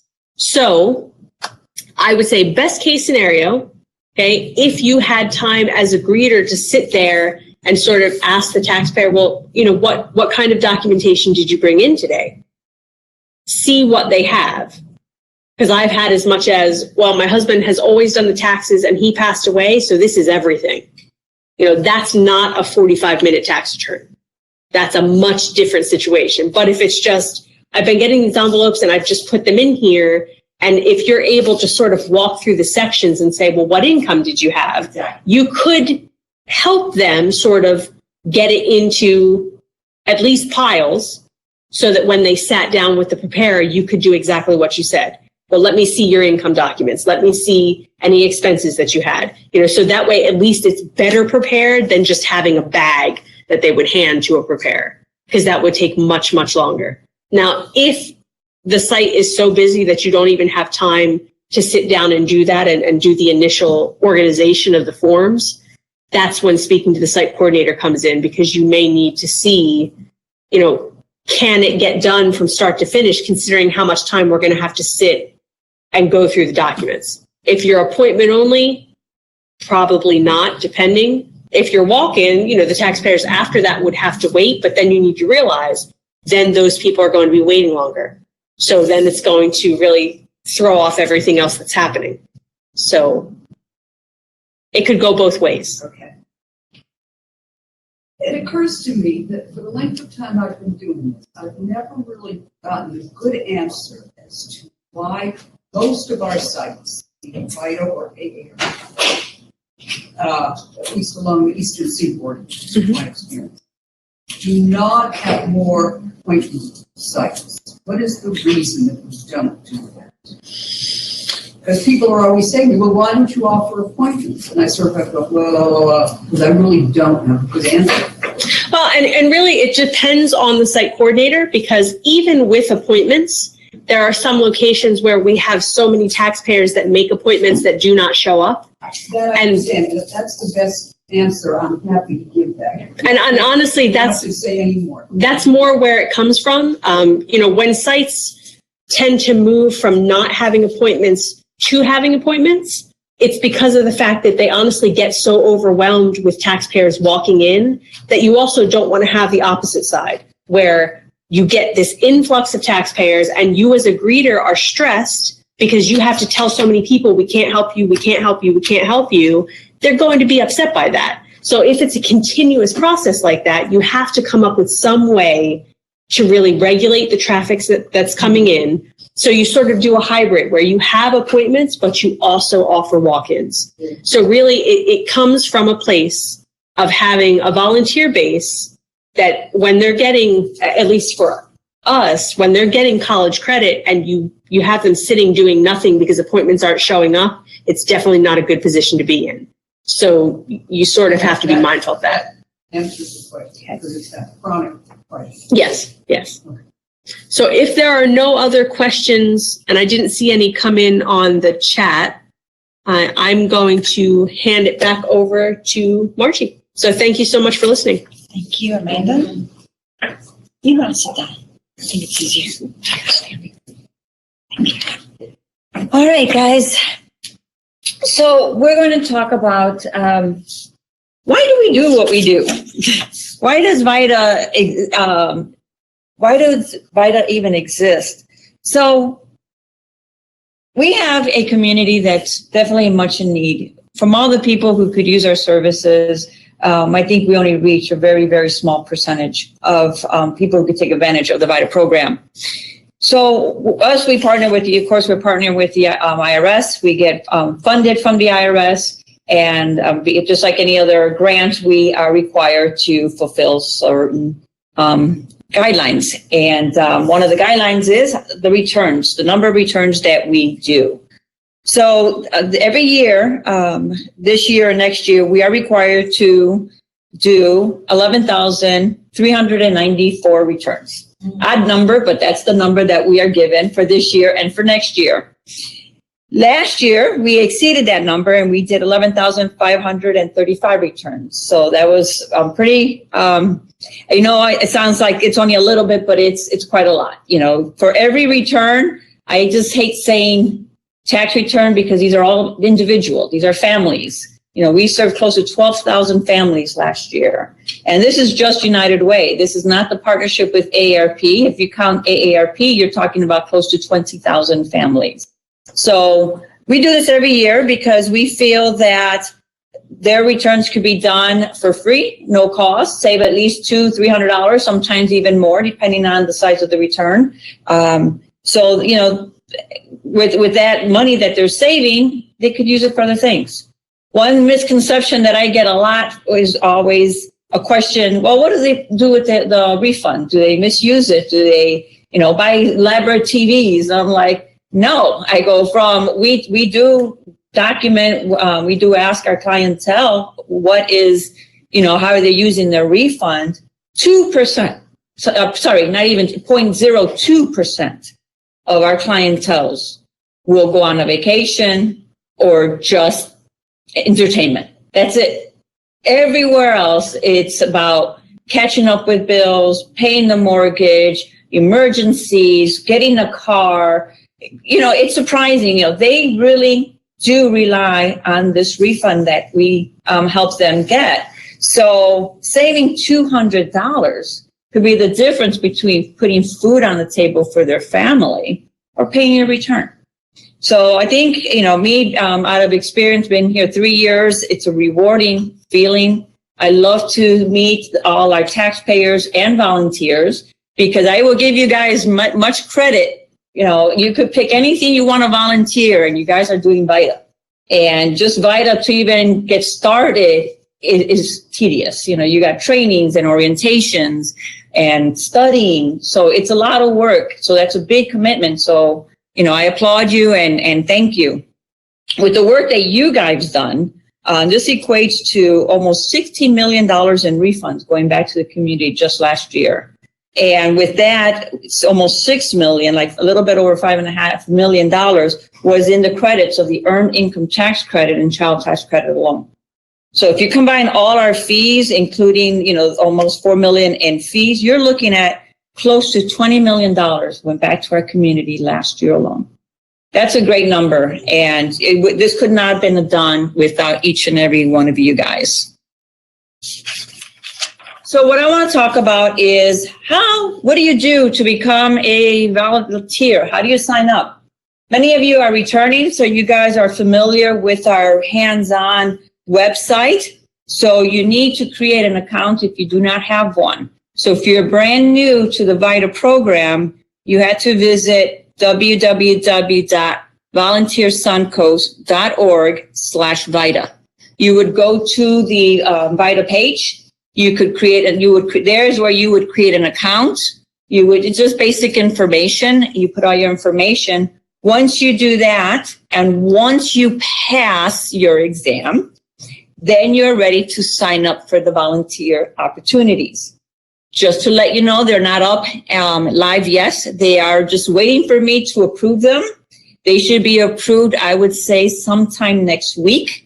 Everyone will get an email from me letting you know that the opportunities are available. To sign up, please do not sign up if you have not certified. All our VITA sites are getting one greeter. So everyone is asking for one greeter. Unfortunately, we don't have enough greeters to go around. So when you do sign up for a site, trust me, it's like royalty coming into their site. I think you guys sometimes underestimate the value you guys have. Just like Amanda said, this phrase "just greeters" does not fit in our vocabulary because you guys are what makes the VITA sites. So when you sign up for a site, you have a greeter or a site coordinator that's ecstatic. Like, oh my God, I got a greeter. If you don't show up, whatever they had in place for that day is now going to have to be reverted to something else. So they will have to change everything. So please be cautious. Make sure you look at your calendars, make sure there's no conflicting vacations, or if you're leaving town, if you have another appointment. I understand life happens. We all do, but if you already have a commitment to go and do something else on that particular day, please do not sign up. Because by you signing up, you're taking the opportunity for someone who could have taken it. And now we have a site without a greeter. So make sure when I do send this email, I know I've gotten so many emails, like they're just waiting for that email to come in. So please, be respectful and look at your calendars before you sign up. We have a lot of opportunities. I have a total of probably about 32, 33 brick and mortar sites that do need greeters. So there are plenty. We have shifts, morning shifts, afternoon shifts, and evening shifts. So even if you work at a location and you are an employee and you're going to be doing the greeter position, please sign up. Because another thing I don't want to happen is have 2 greeters at a site, and now I have another site with no greeter. It's nice to have more than one, but, we don't have enough to go around to site, so please be considerate for that. So if you are working at a location and you are an employee, we are asking you as well to sign up. So when you sign up, please don't wait till the very last minute either. It's nice to give people enough notice to know that you are coming. Do not show unannounced. Again, by showing up unannounced, a greeter could have taken that position, and now they have 2. And more likely, the site coordinator is like, oh, this is great, now I have 2. But I have a lot of sites that are very close proximity from one another that they could utilize your service somewhere else. Please show up on time. Our sites, if they open at 10 o'clock, a lot of sites, I know that you're going to have a line out the door by 9:30, even sooner. So we ask you to make sure you show up on time. Try not to walk in as soon as the doors are supposed to open, because that's when you're supposed to start greeting our taxpayer. If you have a late start, everything else for the rest of the day is going to just follow. If something happens when you sign up and an emergency happened, whether it be, you got in a car accident, tire busted, family emergency, medical, anything like that, contact your site coordinator immediately. If you can't get a hold of them, you guys all have my email. Send me an email. And if you're in the Sarasota, DeSoto counties, you guys have Nicole's email. So make sure that you notify someone to know what happened. I have had incidents last year, even coming to the site at United Way, where they were on the 275 and they got into a car accident. I've had tires explode. So just let us know so we know that it wasn't just that you decided not to show up. When you go to any site, even if it is you are an employee at that site, your volunteer agreement showing us that you passed your exams. And that's called the 13615. That is, when you finish your exam, you're going to have the option to electronically sign it and print it out. We do not need the certificate. The certificate is for you guys. If you want to frame it, hang it up on your cubicle, whatever you want to do with it, that's all up to you. But what we need is the actual agreement showing that you passed what exams. And your site coordinator needs that before you even are able to do your duties at that time. You don't need to worry about logging into the system because you're not using TaxSlayer. Excuse me. Yes. Can I ask you one? Sure. I took both tests. I passed, but with the first test, they asked for your name. You got a name. The second test, I can't get my name in. Do you understand? It should be in the same account. Oh. Yeah, you should be all in the same account, because when you print out your agreement, it's just little check marks. Yeah. So it's going to have one name, and then it's just going to have the check marks. So if you do all the exams, it's just once, because it's just going to have a little check mark saying what we say. And that's what we need to see what certificates you have at that day. Yeah, so one, you should be fine. Okay. Mhm. So when you sign up, once you do it, you create your account, this is what you're going to look. This is the VITA landing page. So on this page is the introduction of VITA. And then I know it's very hard to see, but the third from the last column, it does say if you complete your tax volunteer agreement form, here's where you could, that's for the form, which you already done. So on the very, very, very last line, which is highlighted, it says click here. When you click there, you will be able to see a calendar and all the opportunities. If you go into it now, you're not going to see anything. I have not put anything on there. I'm actually waiting for most of the trainings to go by because then I know people are going to sign up. So once you come to our site, you're going to see a calendar. And on the calendar, what you could do is on the top left, you could type in the word VITA. Probably you want to type VITA2020 because then it's a smaller search. If you do VITA2020, you'll see all the opportunities for VITA. Now, if you are already picking a specific site that you already know, I'm going to only volunteer at this site, you could actually just type in the name. So you could do VITA United Way. That's what will show up. So that's one way to do a search. That's an easy way to search. If you are going to do multiple, and it all depends on the days, that say you are only available a certain day of the week, then you could use the calendar feature. Now, with the calendar feature, is you could see there's only, 2 inches per each day. And then some sites, especially like on Saturdays, I might have 10 or 12 sites that are open. So on the bottom of each calendar date, you're going to see where it has a little plus and a number. If you see a plus and a number, like there's one that says plus 26, that means there's 26 other sites to choose for that day. Because I get emails all the time saying, well, I don't see my site in there. And I'm like, you got to click into it and it expands. And then when you expand, then that's how you could pick your site.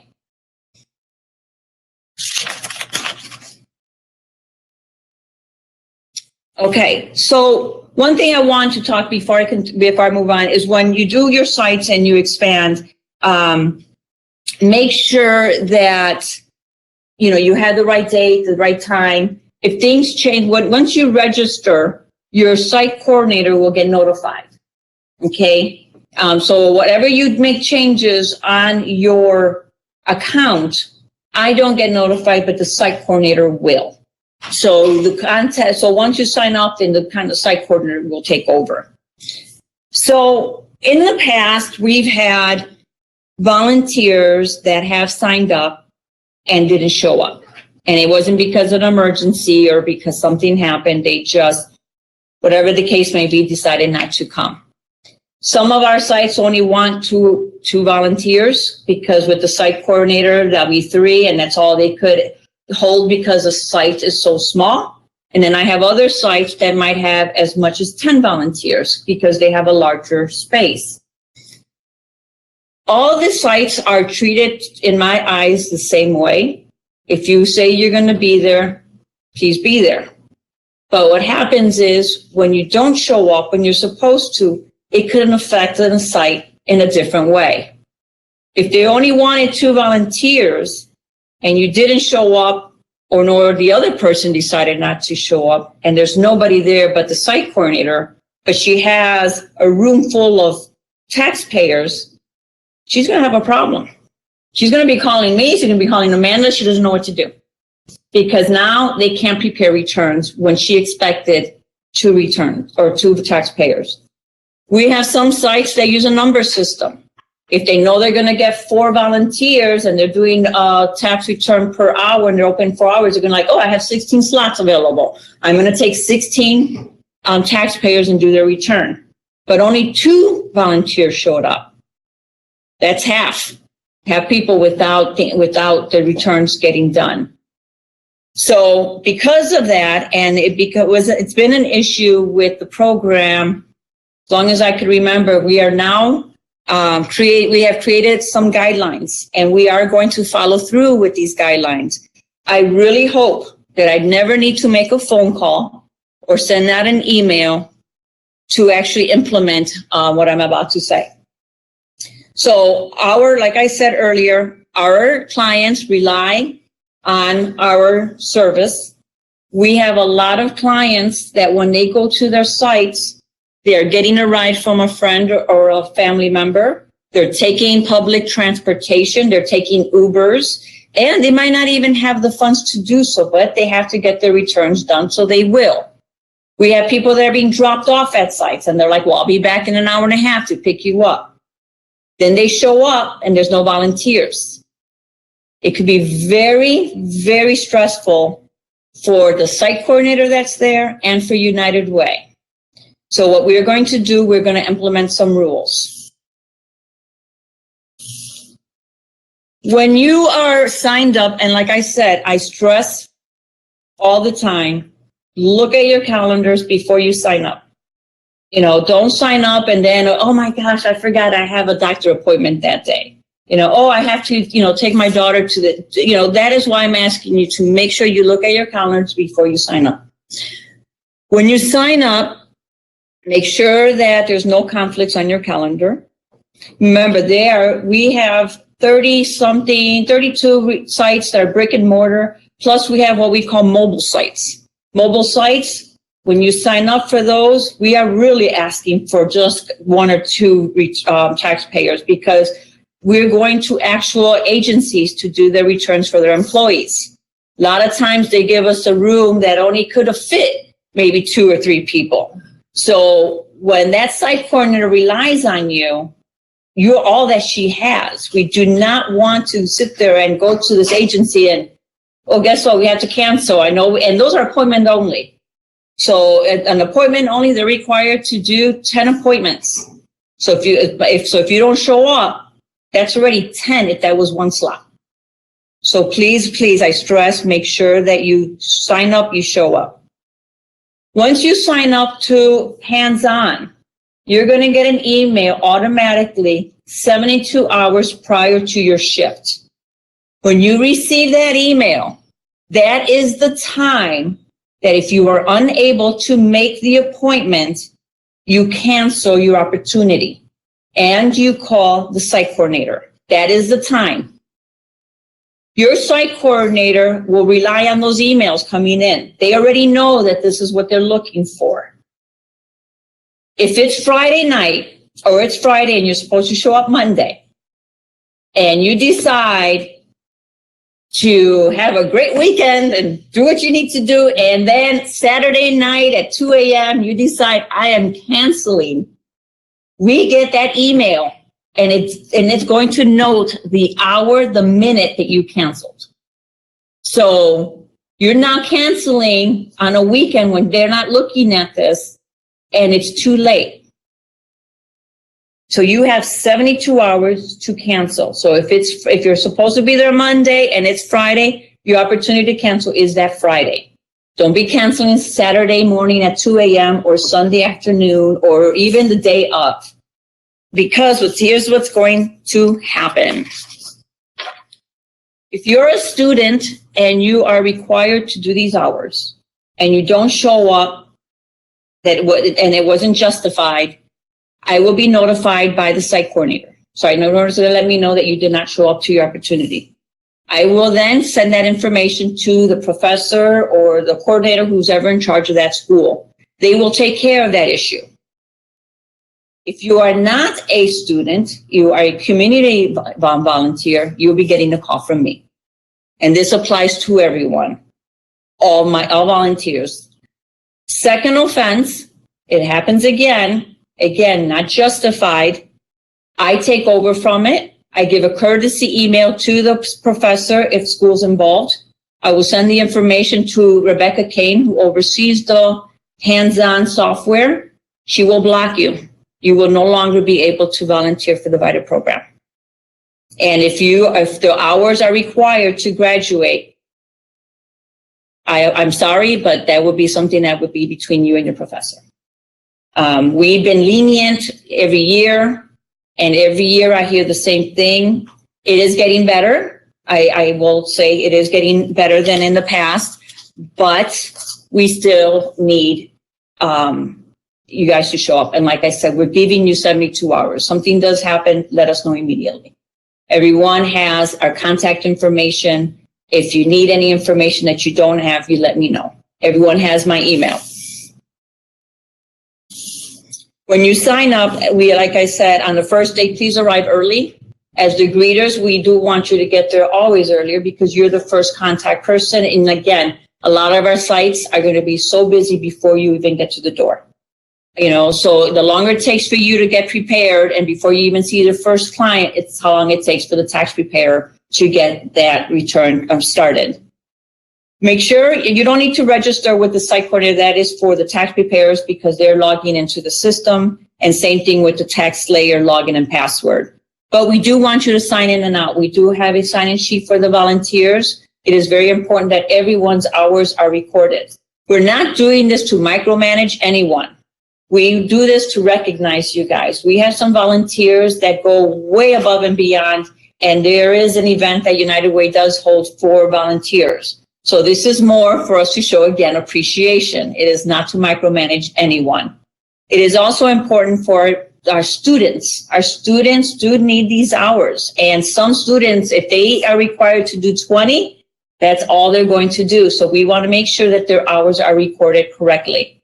Just because the site is open for 4 hours doesn't mean they're volunteering for 4 hours. They might be there for 5 hours because they needed to finish a return. We want to make sure that that credit is given. We talked about this earlier about providing quality customer care. We've mentioned to you many times you are the face of VITA and the first interaction with our taxpayer. You set the tone at the site. So we want to make sure that you understand that you are like the gatekeeper, as people might say. So we understand that taxes are frustrating for our clientele. Sometimes they already come angry. So, we don't want you to add to their stress. Engage with the clients. Another thing we ask of our site coordinator is not to be on the phone and be listening to music when you have all these people who could be using your help.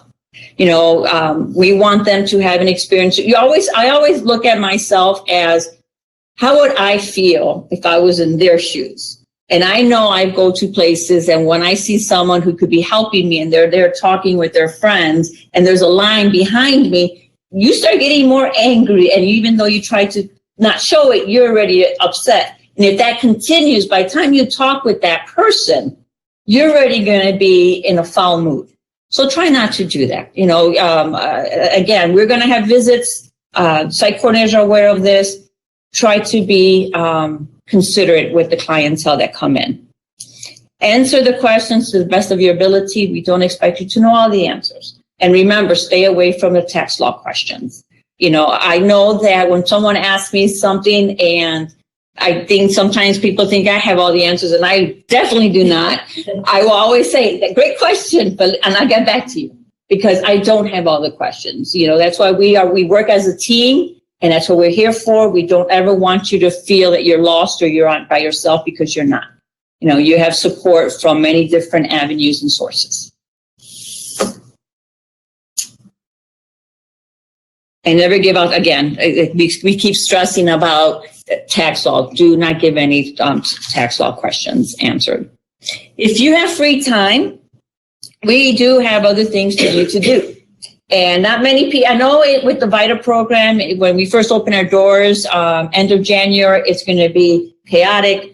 Then it starts to slow down in end of February, beginning of March, it starts slowing down. And then again, it goes crazy when it gets closer to tax day. So there's going to be some downtime on some of your sites. And during that downtime, there's still things that we are asking for from the greeters themselves. And we'll get into that in 1 second. Dress code. I know I've been asked about dress code. So dress code. These are what we're asking of. Doesn't mean it's limited to T-shirts and lanyards. Lanyards, yes. At all times, 100%. Lanyards are to be worn with the insert. As greeters, what happens is, I know that sometimes it gets hectic when people are here, comes a tax preparer, and they're rushing, they get logged in, and they start working on it. If you're a greeter and you see that anyone is not wearing their lanyard, just kindly ask them, hey, where's your name tag?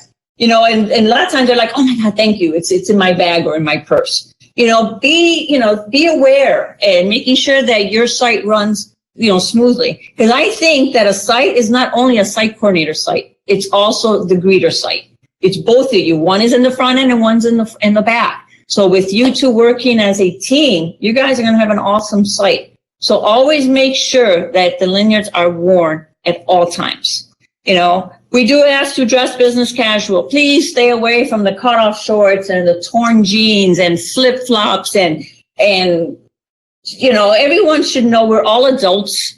We should all know, again, it's just because it's a free service. It's still a business.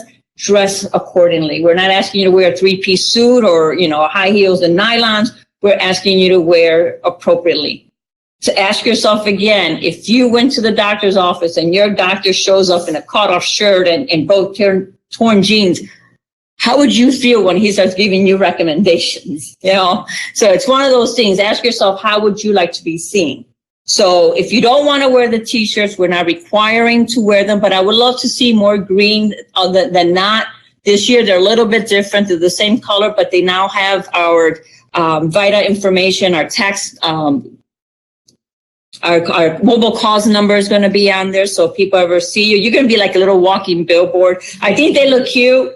I know not everyone likes t-shirts, and I apologize, but with 500 volunteers, I cannot, tell everybody it's going to be a great thing. But just wear jeans are acceptable, khakis are acceptable, but just make sure they're not torn off and they fit. We don't want them. I'm not even elaborate on that. We all know because I hear laughing. So just make sure they fit, Okay, these are the different types of sites that we have. I'm pretty sure a lot of people are not familiar with all these, so we're going to talk about them just a little bit. We have been talking about in the last year about super sites, and so we've been kind of like what I say is planting a seed, letting people know that going forward, we are going to be providing more things and, again, just preparing tax returns. So we have different options that are out there to do tax returns.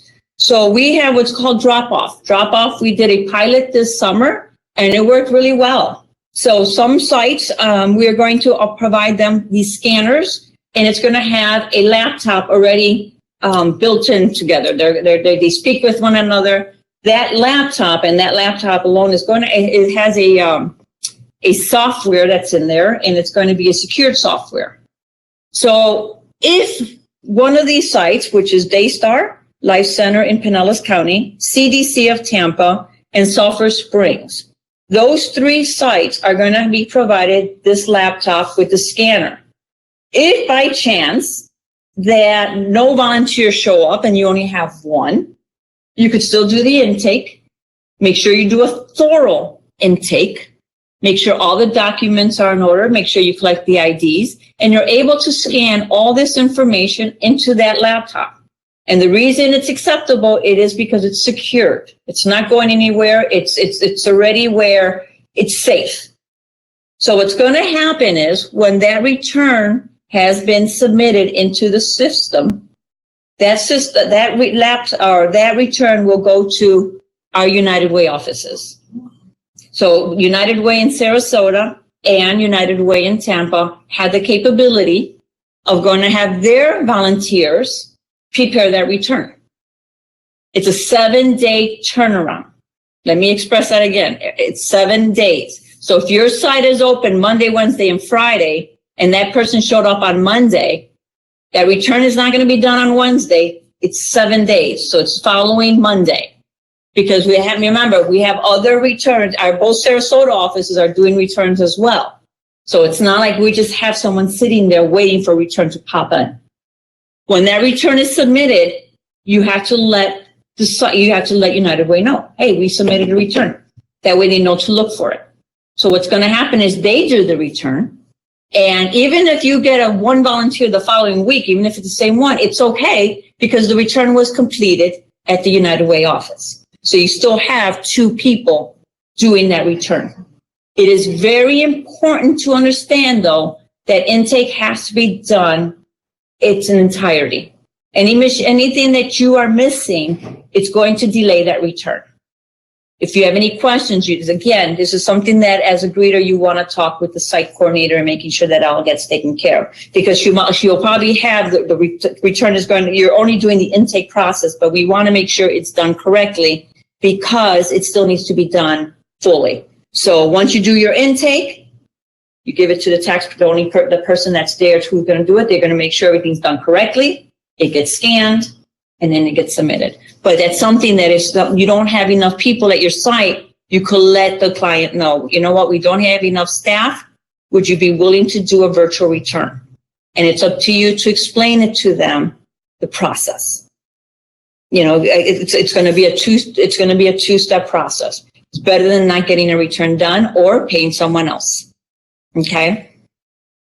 We also have additional scanners available in case there's any site coordinators that are here who are interested in doing that procedure. We could discuss and talk more about the procedures on that. Because even when doing a drop-off, there is a form that they have to fill out to give consent. Okay, so on the sites that are going to be, they already know that, so they will go over that with you as well. Do you know the name of the form for the virtual? It's the 14066. I'll look up it. Okay, so we have to make sure that they give us consent to do that and let them know that it's still secured. When that gets done, all the documentation is given back to the client. We don't hold anything. It gets all returned to the client. But United Way does not need any paper document. Okay, and then when they come back, you let them know, just make sure you bring everything with you. Okay. It's the 14446. 14446. Virtual VITA TC site model taxpayer consent. Okay, so that is the form that has to be attached before we're able to process that return. This is new. It worked really well during the summer. Deb Moore here used it because she also did other sites and she loved it. So we also are going to provide what we call super sites. Super sites is basically, it's not only limited to Sulphur Springs and Daystar, but we're doing a trial run with Daystar and Sulphur Springs. Basically, we're going to have our partners who do financial coaching, our bank on, they could open a bank account. They will visit those sites more than any other site. I'm not saying again that the other sites don't have the capability. And we are going to have Lillian talk more about opening bank accounts at the end of the session. We also, and then again, our virtual sites, which will be this site and United Way. And the virtual sites basically means is that's where the tax returns will get prepared. This form here that's on the screen, the 2020 free tax prep, we actually emailed that out to all our previous clients during the summer to let them know that VITA is coming and to let them know that we will be providing additional service. This flyer was sent electronically, so it has live links, so they could just click on the information and they will be redirected to the actual services. Again, just because we only have 2 super sites does not mean our other sites will not be able to have this service. It's going to be available to everyone, but we are offering additional services to our clientele. How do we get that or a copy of it? All the greeters will be getting an email from me with all the attachments that you see on the screen. And then also you will your sites will have all this information as well. Yes, your site coordinators are receiving a Google Drive folder and all the materials that we discussed in any training will be in there. So if you notice that you ran out of something, you could just ask her, or I would say her, but your site coordinator, to print out copies and you could have them available.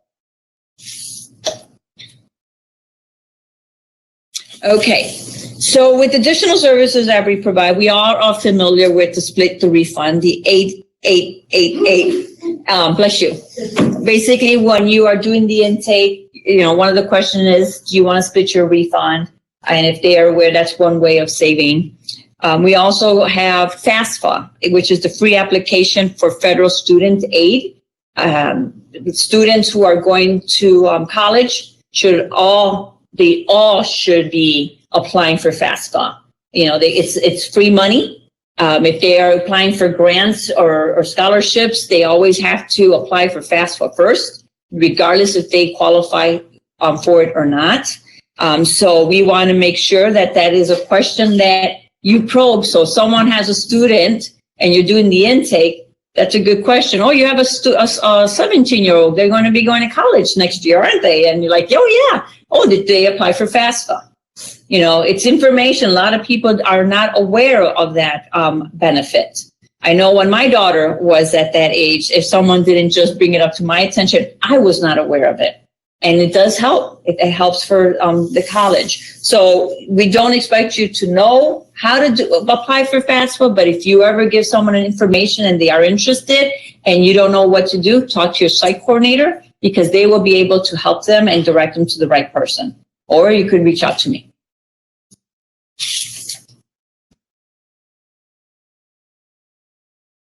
Financial coaching. So our financial coaching is one of the softwares that, one of the services that we offer. We actually have Amber Nixon. She's at our office here. She provides financial coaching to anyone who's interested in that service. It's a very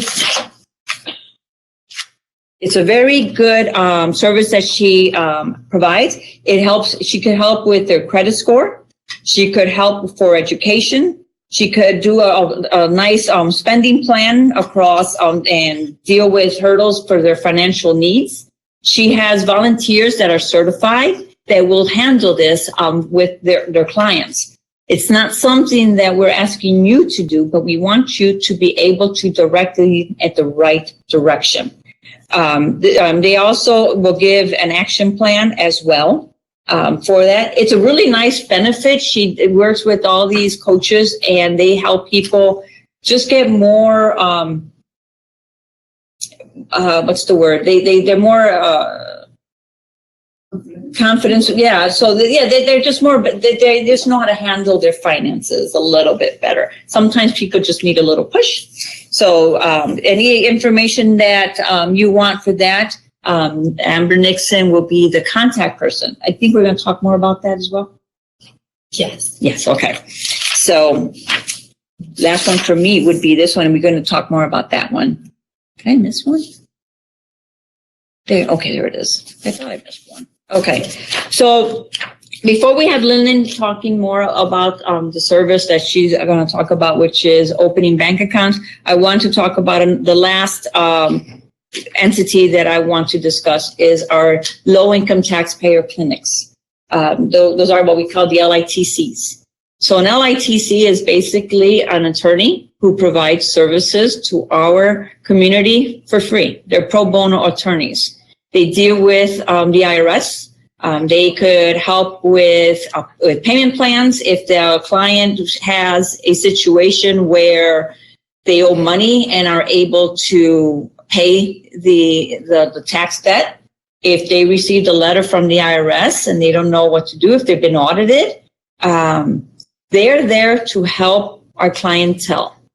Now, with that said, we are one of the few United Ways that is very lucky because we do have an LITC in all our counties. So in Hillsborough County, we have Bay Area Legal Services. And in the DeSoto, Sarasota, and Pinellas counties, we have Gulf Coast Legal Services. Both our attorneys work really well with the VITA program, and they're always helping us with our clientele. If someone completes a tax return and they owe money and they are unable to pay it because at the time of the debt they were employed and now they're not employed and they are barely making ends meet. If the taxpayer asks you, can you give this person the information for the LITC? We're just asking you to give them the information. And all this information will be at your site. Under no circumstances, once again, are you helping them with any of the questions that they may have? Any questions that they have has to go to the taxpayer. You're there to give them the information. And if they want to know more about the program, then you could give them the flyer and let you know what other services that they provide. When you're doing an intake, if they come in and you see that there's an IRS letter and you look at it and you're like, oh, this might be a candidate for an LITC. You could give them the information at that time too, just let them know, hey, just in case you might need this person could reach out to you and help you. Under no circumstances are you to guarantee that they will be able to help. They are there to help, but again, just like with us, they have to fit the criteria. So some of them they can, some of them they can't, and if they are not able to help, they could direct them to someone who can. So we always want to make sure that don't guarantee like, oh, they are going to help you. No, this is just something that they may be able to help you. You don't worry about what the criteria is because that is case by case basis, and depending on the LITC, that is what they do. Anyone have any questions so far of what I've said? Okay, we'll move on. Did you want to talk about? Yes, just introduce me. Okay, so the next person that's going to speak will be Lin Lang from United Way. Thanks, Margie, for having me. Thank you so much, everyone, for joining today here and virtually. Let me just put out a couple of informations. And Margie mentioned earlier about the financial coaching program. I know for Sarasota, Nicole Pena, our VITA person there, is also managing the financial coaching program. And we actually have a flyer talks about all kinds of services. And let me just pull it out real quick. Yes, 1 second.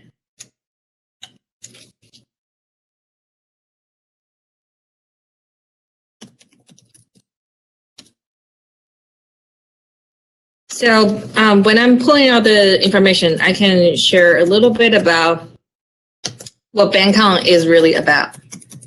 So as you may or may not know, every 1 in 4 people in our community here in Tampa, St. Pete, and Clearwater metropolitan areas, they do not have bank accounts, or they do, but still use alternative financial services, including pawn shops, payday loans, and all kinds of predatory nature savings products or any kind of prepaid cards out there. So BankCon is a local coalition here. We work with financial institutions, municipalities, as well as nonprofits to look at how we can connect these folks to safe and affordable banking service and products. So let me just put out, first of all, this flyer here. I think I'll need to switch the share screen. 1 second. Oh, it's,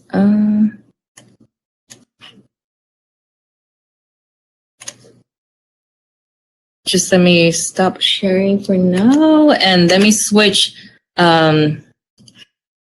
hi-fi here, share screen, Chrome tab, right here. Yeah, the mute for the perfect. All right, cool. So this, can anyone see us? Oh, for the conference line, it may be muted. Anyway, I think it got pressed by accident. Is the microphone in the bottom? right. Okay. Let me see. Okay. Sorry, I'm working with Margie's computer here. I'm not sure if I can cancel that. But anyway, so going on with our presentation here, this is a flyer you should be able to see in different websites. This year, we're giving out this flyer, and then with, oh, perfect. Thank you so much for typing it out. So I know that you guys can actually see it. So you'll be able to see different financial services that some of them Margie mentioned, for example, the financial coaching piece and the legal assistance here. So we should have the digital version and then the hard copy is ready and all the hyperlinks are spelled out. So you'll be able to actually access these documents right away. So for the financial coaching piece, it's really crucial for a lot of taxpayers to realize they can do more with their tax refunds or other pieces that they want assistance with. We have trained financial coaches in Sarasota County and as well as Hillsborough and Pinellas County. We use Google Forms here through the hyperlink. Let me try to click that. And okay, it has to go through. So you'll be able to actually go to the form, and then if the client say he or she is interested, you can just quickly type it in their name and then ask them to fill out the form. Then Nicole or Amber will be working with the financial coaches to really match them. And talking about the Bancom certified Bancom piece here, open a bank account. We also have hyperlinks to the Bancom program website available on the flyer. So if you spelled it out on a Google Chrome, you should be able to access that. But today, I also want to talk to you. Let's see. Sorry, I'm going to switch again. Since I actually created a folder of all the resources that you may use. Your entire screen.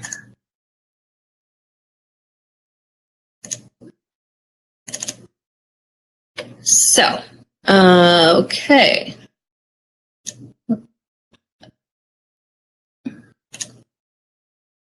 I'm just trying to get back to the folder again.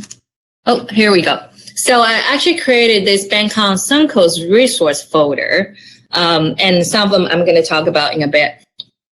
In this folder is public, so anyone with the link that we are going to share with you guys should be able to access all this information online, and this is all public information. So in our Suncoast region, including Pinellas, Sarasota, Manatee, DeSoto, and Hillsborough, we work with a number of financial institutions to create safe and affordable bank accounts. Especially checking products.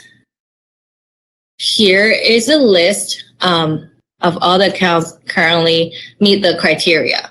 So when we look at the Bancom certification, it is vetted through the National Consumer Law Center and actually meeting a lot of low to moderate income communities' banking needs.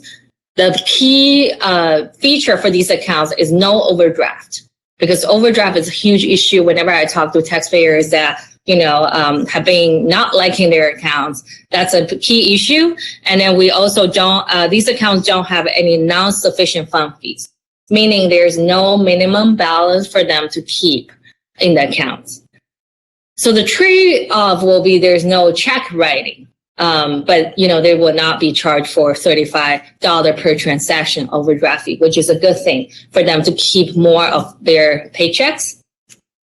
And with these financial institutions, I actually was able to put out a couple of their account terms online. For example, Bank of America, Chase, Citi, as well as Wells Fargo, I have their account terms available in the folder that I just showed you.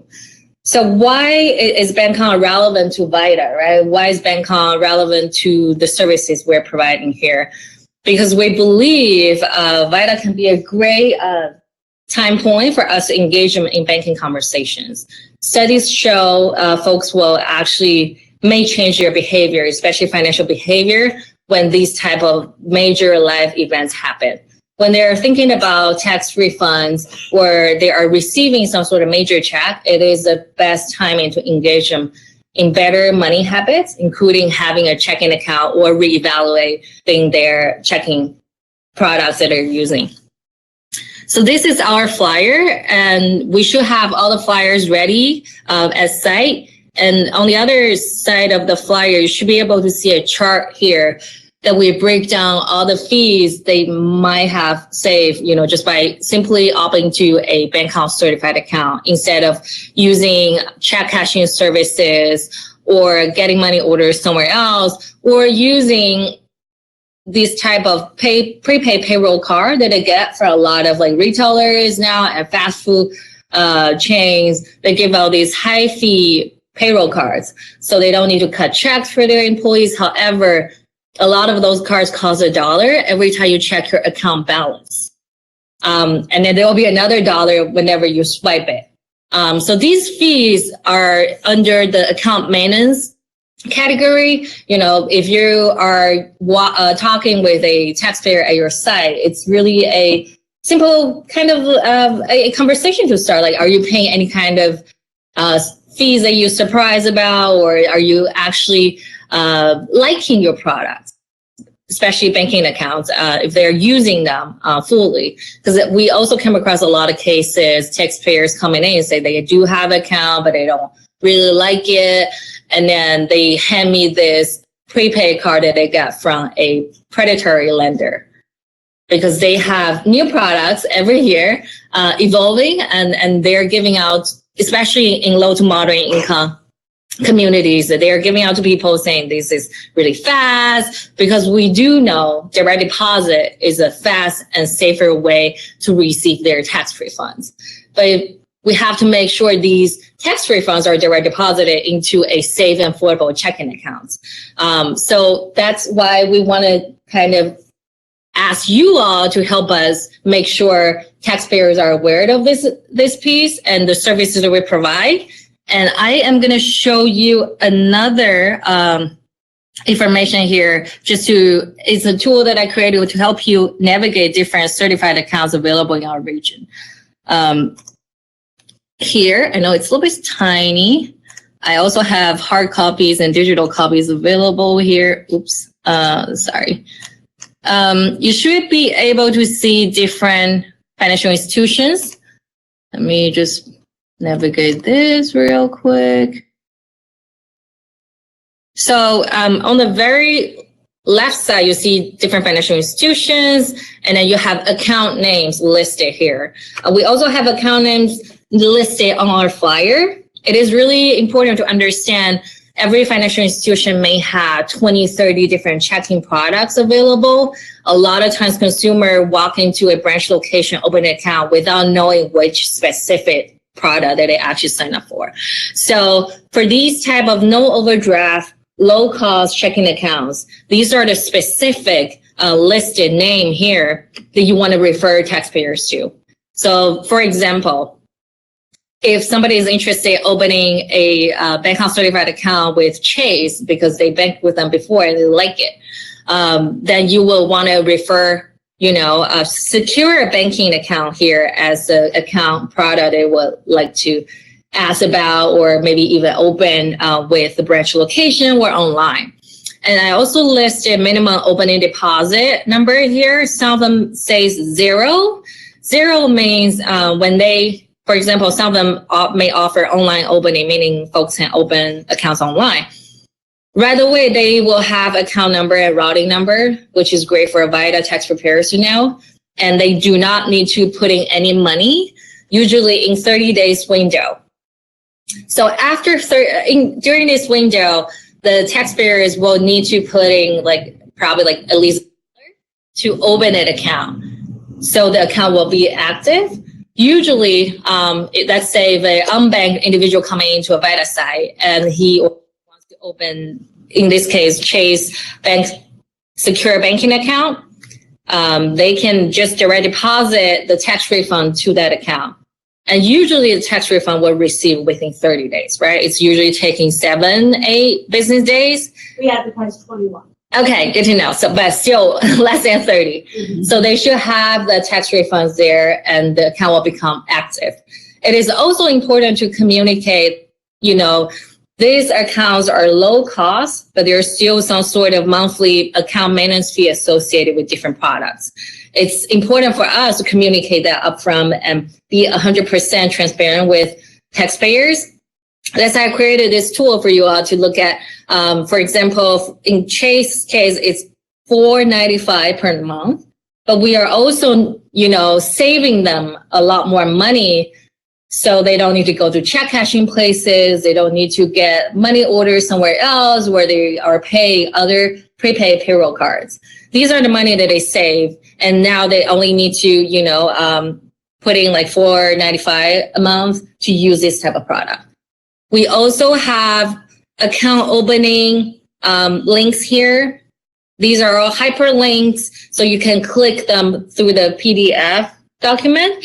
You can also type it in these, and I will show you later just an example how to open an account through online. And then we also have links of branch locators. Pretty much every financial institution has their branch locator tools available online. So for example, if a customer or taxpayer is not quite sure about online opening, he or she can always go to a branch location of the affiliated financial institution. What you can do is you can put out the branch locator and help them to see if there's a branch location close to the site or close to their home, so they can actually open an account there. I know at VITA size, there will be different opportunities, right? When we look at, for example, when they walk in, and then you do the intake sheets with them, there is a page 3 where you filled out if they want direct deposit.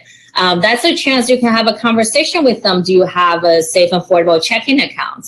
If not, maybe during the waiting time, they can actually find out, if they want to go to branch location or use the online opening links to open an account right away. So during this session, they'll be able to have the account number, routing number right away available for taxpayers and quality reviewers to put it into the system. So they will be receiving the tax refund through that safe and affordable checking account right away. Any questions so far? Jill, I see you. Well, only if somebody's afraid of banking. Mm-hmm.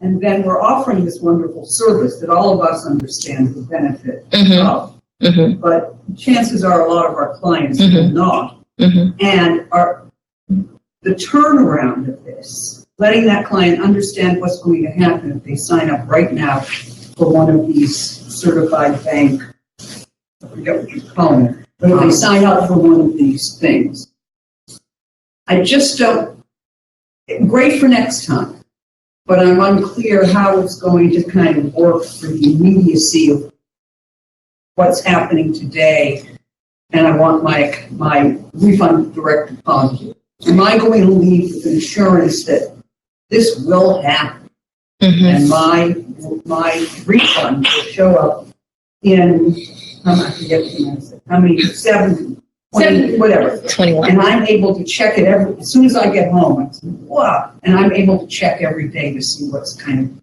happening. It's a lot of stuff going on. I Right. mean, it's a wonderful service, but I'm just a little. Thanks for your thoughts. So you pretty much asked 3 different questions here. First of all, your question was, what if somebody doesn't trust banks? Then what's our step on what's our communication strategy with the individual? Yes. So of course, it's their choice to use safe and affordable banking options or not. So we are not forcing them into anything. We're here to provide information and also reduce the friction if they want to take advantage of our banking system. I also know a group of individuals in our community choose not to be banked strategically, which is totally fine. That's what they want to do. So as a greeter screener, I would say you just provide that information. If they seem receptive, then you continue the conversation. If they're completely giving a hard no and say, I don't want any banking conversation, then you just stop there, Absolutely. which is totally fine. But I'm just wondering how it works in real time. And I say, this is great. I've wanted a bank account. Mhm. I'm so intimidated, scared. Let's do it today. I can give you one example. So Deb and I worked together in Sulphur Spring last year, and we helped one gentleman actually get a safe and affordable bank account. He walked in, and I was a greeter. I was a tax preparer. He started saying hard no. He doesn't want to talk anything about his financials or banking information. After 20 minutes, conversation about the intake sheets, about his tax records, he started opening up to me. So he was like, can you show me the flyer again? So I show him and explain while we are actually waiting for some information to go through. And he changed his mind, honestly. He just changed his mind in like 30 minutes. And we helped them and to understand the benefits of direct deposit, which is crucial. Mail checks are usually much slower. And then if you lose it in the mail, it will be a bigger issue.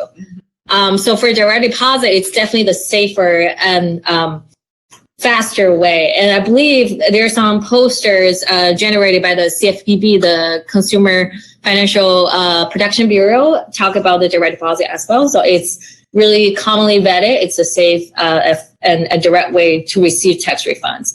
And we help them open that account, and we even help them to create an email address. So honestly, going back, it's really your role and your magic as a greeter screener to change, somebody's mind if you can. If not, that's totally fine, because we provide them the information. They still have the power to make that decision later, if they will. So your last question was, with everything that is going on, how do we communicate this? I would say, if we're talking about all kinds of taxpayers coming to our site, we just provide that information once again.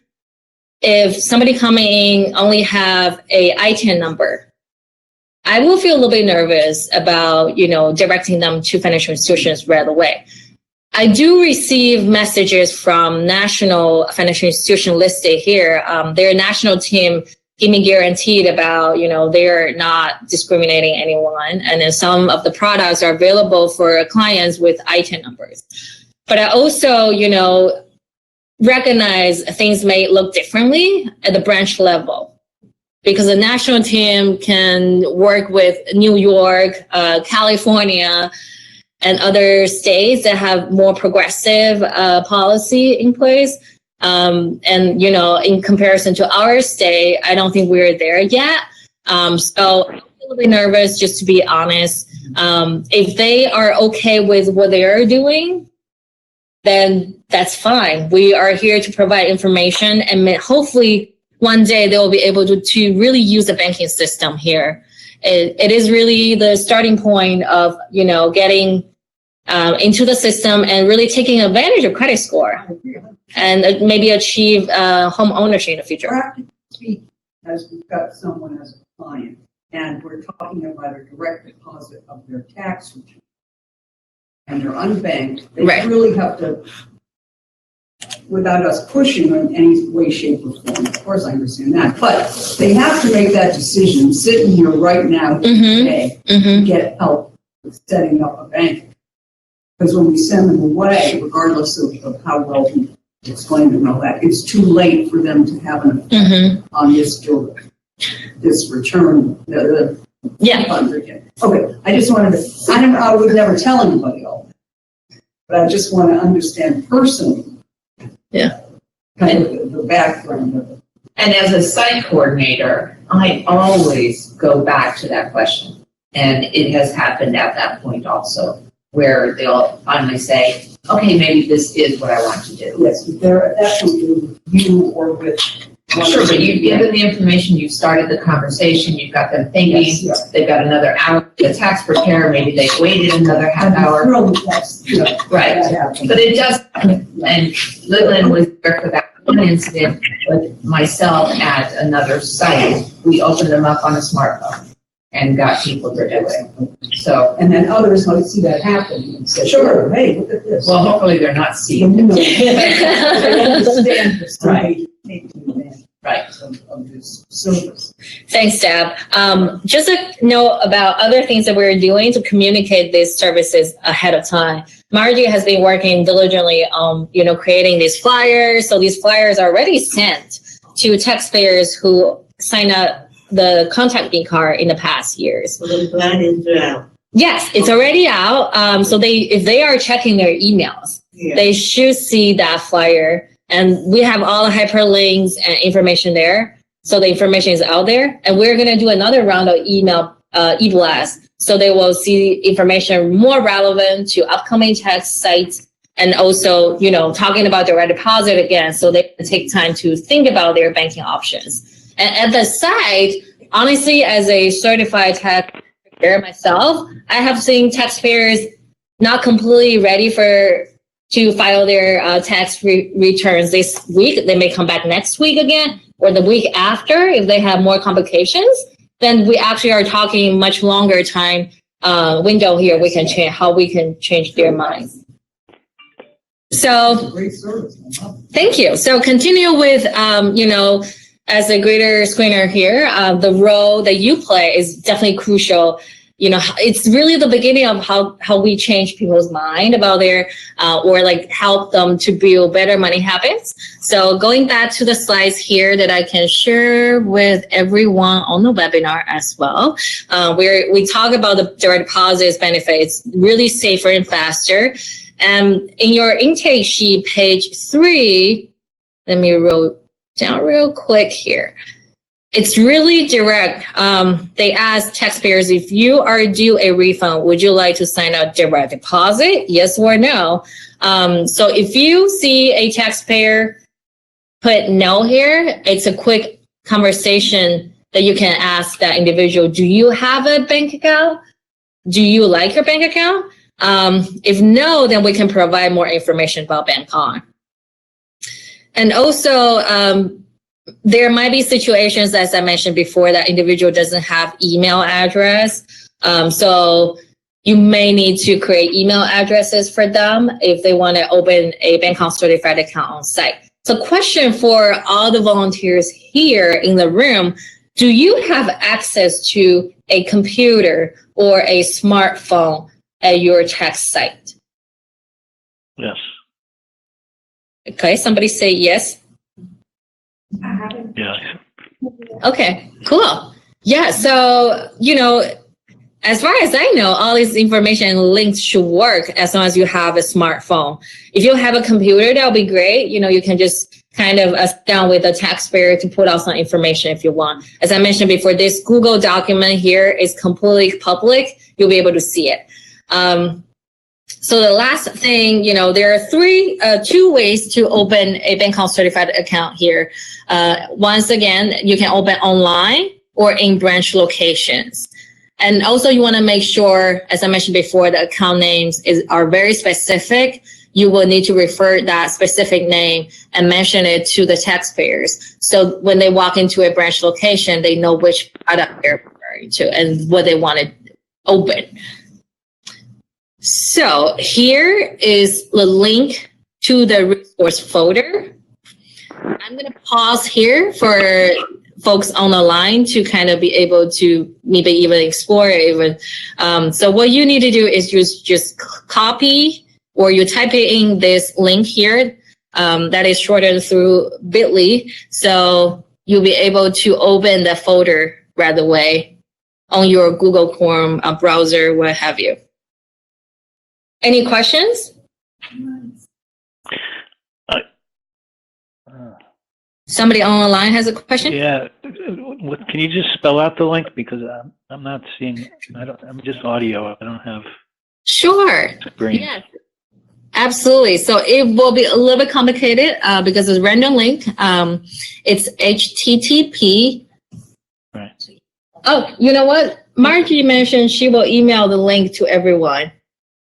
So that might be easy because otherwise I'll be repeating capital N, lower D, capital D, blah, blah. No, we'll email. Yeah, great. Well, thank you, Margie. So going back, for folks can see my screen right now, I also put account terms here, just for your information. I know it can look a little bit intimidating. I'm just going to show you one example, right? So on this fee schedule, you should be able to see all the transparent fee numbers here. So you'll be able to pass this information to your taxpayers if they're interested.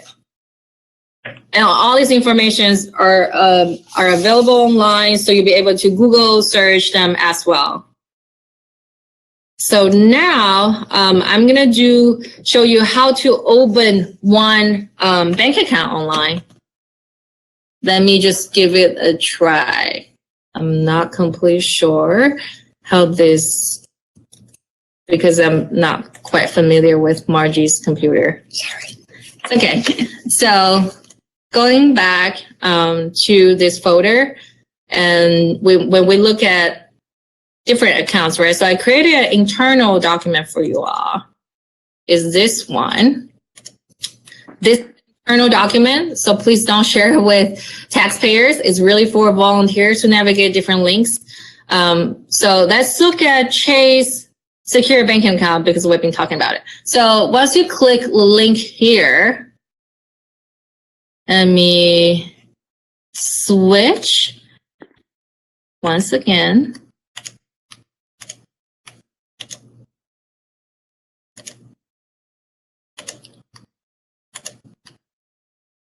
Now, so this is a link, and then also included in the tool. So you'll be able to see Chase Secure Banking Account, their website. If you have a smartphone or a computer at the site, you should be able to open account here. So there is a button on the bottom. You'll be able to see, and it will direct you to the online opening process. And this is opening a secure banking account. The first page, it kind of gives you some overview of what steps are going to be included in the process. They will also ask you, are you a Chase customer? Of course, for an unbanked individual, it will be a no. So going down, if that person wants to add a joint application, usually it's a no. So we go to the second page, which is kind of the majority, the big piece of this process. You'll be able to see the taxpayer will need to fill out personal details, first name, last name, and identification. There is a citizenship question here, but it would not affect your account opening result. In fact, I'm not a US citizen. I can still bank with Chase. So that question should not dictate their opening policy. Do you have to answer it in order to complete the form? Yes, you will need to fill out all the information, unfortunately. So you see date of birth, you see social security here. You don't need to take a photo. You just need to type in the information. ID number, you can choose driver's license or state ID. Most taxpayers should have the IDs ready. You also have expiration date and blah, blah, blah, going down. Home address. So this can be an issue for some taxpayers if they don't have a mailing address. Unfortunately, there's no way to kind of skip this information here. If that individual does not have a mailing address, unfortunately, we cannot open any bank accounts for them. This is part of the financial institution's know your customer process. Sometimes they will accept a PO box, but it really differs. And it really depends on the financial institution's preference and their policy. However, I believe a lot of our taxpayers do have mailing address, so you should be able to pull out that information from their intake sheet right there. So if they have an email address, that's great. Just type it in here and go to the next page. As far as I know, the first page is really kind of the majority what is needed to open accounts. Because I'm not filling out this page, I cannot go to the second page. But I welcome all kinds of feedback and and your thoughts about this experience if you have a chance to open this type of product with a taxpayer at your site. Any questions about this piece? All right, cool. So the last thing that I want to show you is to look at branch locator and how to use it. So going back to the tool that I created again, which is a chart with all the financial institution and the links. Oh, 1 second. Let me switch screen again.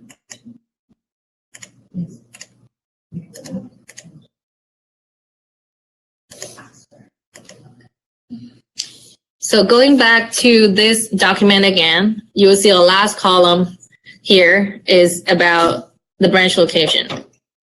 And that's do Chase again, because we have been talking about it. And once you click that link, you should be able to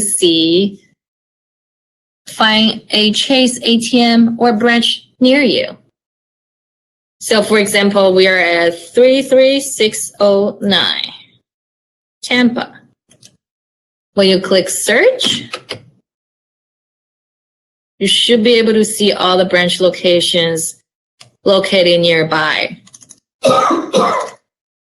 So there might be some difference here. Some will show up as branch and ATM.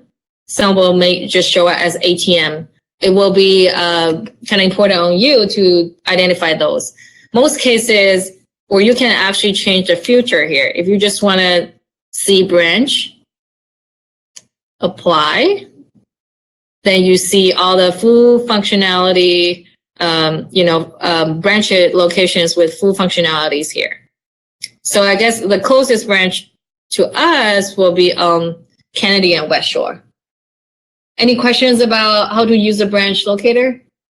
Great, awesome. Okay, let me switch screen again. Sorry about this inconvenience. Okay. All right. So we talk about steps to open a bank account certified account, and we should have all the information there. We also have our Bank account Suncoast website. If you have any questions, you can always go there. And my information is here, my work line, my email address. If you have any bank account related questions, please feel free to reach out to me, and I will go to different sites, of course, those super sites especially, to kind of work with taxpayers and maybe even try out some of the new pilots here. Any questions for me? Yes, go ahead. Let's say someone had a judgment against them and some predatory debt buyer like Midland Funding bought the debt and has a lien and is watching their bank account, and then all this money hits from a return, and they can legally take huge amounts of money out, like, I don't know what the percentage is.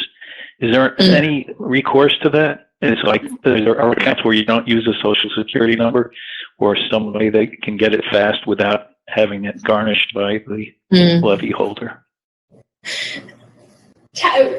Just to share, tax liens are actually account specific. It's not just a broad. It's not a tax lien. It's like a credit card debt that went to collection. It's a garnishment on their account.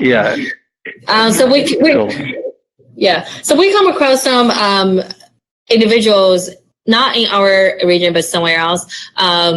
Their bank accounts are garnished because they owe child support. So currently, there's no way around it, and they probably need. Yeah. Not child support, but just a judgment in a court. Right. So I would say they may want to get in touch with the legal assistance first.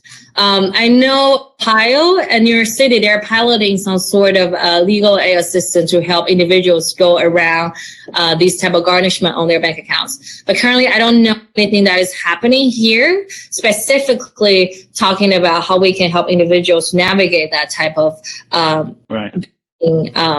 garnishment, what have you. So a bankruptcy through the pro bono, through Bay Area or community or Gulf Coast legal would be one option, but it would delay the whole process of doing the taxes, right? If they wanted to do a free bankruptcy if they qualified, is that something that should be offered or mentioned?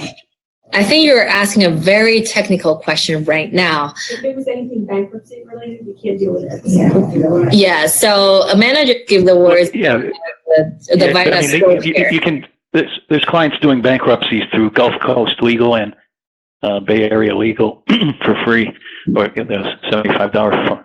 So if someone is the person doing the tax return, can they say give information about doing a free bankruptcy, which would derail the tax return? They'd obviously have to wait. But what do you do if someone says, "Well, what if I claim bankruptcy? Then I'll be safe from getting my money taken out of the bank"? So just refer them to Gulf Coast or Bay Area Legal. You could call them and see, and they could answer that question. I can't speak on their behalf, but reach out to them and see what they say. Mm-hmm. So that's definitely a legal question. Mm-hmm. Right. Okay. Sorry, I don't have the expertise here. Any other questions? If not, thank you so much for having me today. I'm going to hand it back to Marge. Is that already back to normal? Yes. Okay. All right. We are on the final stretch, guys. Okay. The thing we're going to talk about is basically just what the packet of the taxpayer. So I'm going to go by this quickly because I know everybody is wanting to get out of here. So a lot of you guys are familiar with the VITA survey. Last year, I think it was yellow. This year, it's going to be blue. I get questions all the time about the significance of this survey. So, and I've gotten asked if we could shorten the survey because it's 2 pages, about 20 questions. So just to let you know, as a VITA program, we do get funding from different agencies, and the questions that are on the survey really apply to one of our grants. So when I submit my results for the end of tax season, these are the questions that they're asking me kind of verbatim. You know, we try to change the wording just to make the sentence a little shorter, but at the end, the question itself has to remain where it's at. But all these questions do pertain to a grant that United Way receives. So when you're asking your clientele if they could fill out the return, it's basically for us to continue getting funding for the VITA. It would be nice if they can. One thing too is when you're doing this, make sure they fill out both sides. We get a lot of incomplete ones because people forget to turn it over. Also with the survey, well, especially with the greeters, if you do have that downtime, if you could input them into the link, there's a link on the survey. I know it's very hard to see with this being so small, but there is a link that's on there. So if you just click on, create the link, save it on your desktop, and just submit the surveys. Once you submit them, you could toss the surveys. I don't need to see them. And just to let you know, I had 100% participation last year. So I didn't get any surveys as opposed to the year before where I had to input 2,500 surveys on my own. So thank you very much for that. And so if we could just continue that, that would be wonderful. The surveys are not time sensitive as long as they're completed before the tax season. So, I know sometimes, especially during our high points, it's going to be impossible to fill these out. But once you have that downtime, start filling them out and just tossing them. There is no private information on these surveys. There's not even a name. It's just very general questions. The next thing that's going to be in the packet that you're going to give, and when I say packet, it's the envelope that you give to the taxpayer with the intake. These are the stuff that we would like to be added to this. The contact me cards, these are the information cards if they want to be contacted for the following year. It's just a little postcard. And basically, it just asks me, please contact me for next year's VITA season, or if they want information for financial coaching, more information on the opening the bank accounts, if they want legal aid assistance, college financial, or different volunteer opportunities. These cards, again, they also have a little link on the top left corner. If you input this into the system, you could toss these out as well. It's very easy. The form looks exactly like the card. If you do see, and that's all you would need to do, and just toss it, because we have access to it and we'll look at it periodically. If someone wants to be reached for, any of our additional services, Lillian and Amber or Nicole will reach out to them for that information. One thing, like I said, we don't always want to just give them money, but we would like to see if we could have them save some of that money that they're receiving. Every year, we're trying different avenues of ways to have our taxpayers save some money. It's very difficult when majority of the time they're coming into our site with the money already spent. So this year, we're going to do something very easy. I find this option to be more like a game. My whole team tested it to make sure it worked and making sure that there was nothing hidden behind this. This is a program. It's an online savings program, and it's offered by a nonprofit organization called Earn, where you could earn rewards for savings. So if the clients, and you could do this too, because I did it. So basically what you can do, as long as you save $10 a month, for every $10 a month that you save, and at least you want to have at least $20 in your account, you could save up to $60 during the next 6 months. So basically the way this works is you create an account, very simple questions, and then you're going to take this account and you're going to link it to your bank account. So every time you save money in your bank account and they see that in the end of the month, if you saved money, they'll send you an email and they're like, congratulations, you saved $10.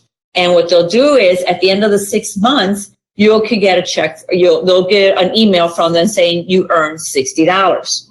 Now, the nice thing about this is they have what's called scratch off. So every month I would get an email from them and it says, oh, congratulations, you saved. Here's another opportunity to win up to $100. And it's a little scratch off. So you send you just put your email and once you click it, they'll send you the little scratch off and you do it on the line. So you just kind of scratch it off with your finger. I won $100. And when I won the $100, I'm thinking, oh, this is a scam. So I went to Amber and I asked her and she goes, no, you won. So what I did was, since I was a little hesitant, I didn't want to give my bank information. So I linked it to my PayPal. Sure enough, the following day, I had $100 in my account. Now, I've done this I did this in the beginning of the year. So I already did the 6 months. So now what I get, I have an opportunity every month. I get a little scratch off where I could win $5. And I have won a total of $160 from this program. And it's safe. It's very simple. So this one, I felt that, instead of telling everybody about all these various programs, not saying that we're limiting to this one, they could do anything they want, but this one it's great because it's like a game. And so this day I'll get an email from them and they don't sell your information. It is strictly for that.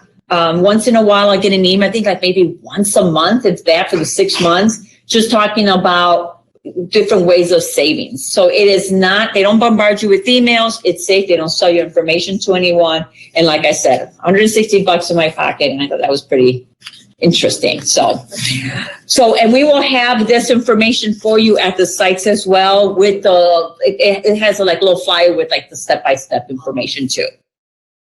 And if you guys want and try it yourselves, you guys are more than welcome to do so as well. So one thing that we did last year, for those of you who were at the appreciation event in Hillsborough, we had a story of a taxpayer who was very appreciative of the services that you provide her. She was talking about the story about with her and her granddaughter and how much it meant to her to get this refund and the impact it made in her life. I thought that story alone was more powerful than me telling you we did 1,200 returns, because it was more emotional. I actually got a chill. I get chill just talking about it now. I thought it was very nice. So that's what United Way is about. You're going to be with taxpayers. You're going to be doing an intake with them. If they start telling you a story, you know what? I'm asking for you guys to do is ask them if they would be interested in getting a story from United Way. And if they say yes, all we need is their name, phone number, and email. That's it. Let them know that United Way staff will be contacting them. They will do a photo release because they will take a photo of them and they would go and get the story collected and they'll handle this.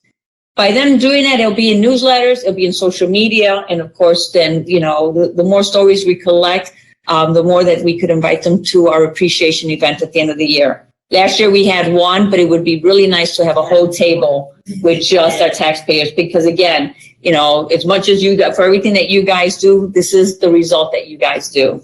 So I was only to show you one out of 1,200. So if you're able to do that, and the story does not have to be so impactful that you have to have tears in your eyes, and it doesn't have to be that. It's just a story. As long as it's important to them, it's important to us. Safety. Last year was an interesting year. Last year, we had a lot of unexpected circumstances, and we need to address that for our tax season going forward. Safety is an issue that, from my understanding, has never been addressed before. I've never heard of so many incidents that happened as we did last year. We had a lot of angry taxpayers who expected more out of their refunds, and they took it out on the volunteers. We had volunteers followed in the car. We had we had a call of the police. We had people threatening a United Way office. So it was just an interesting, very unexpected. So we had an incident where someone fell.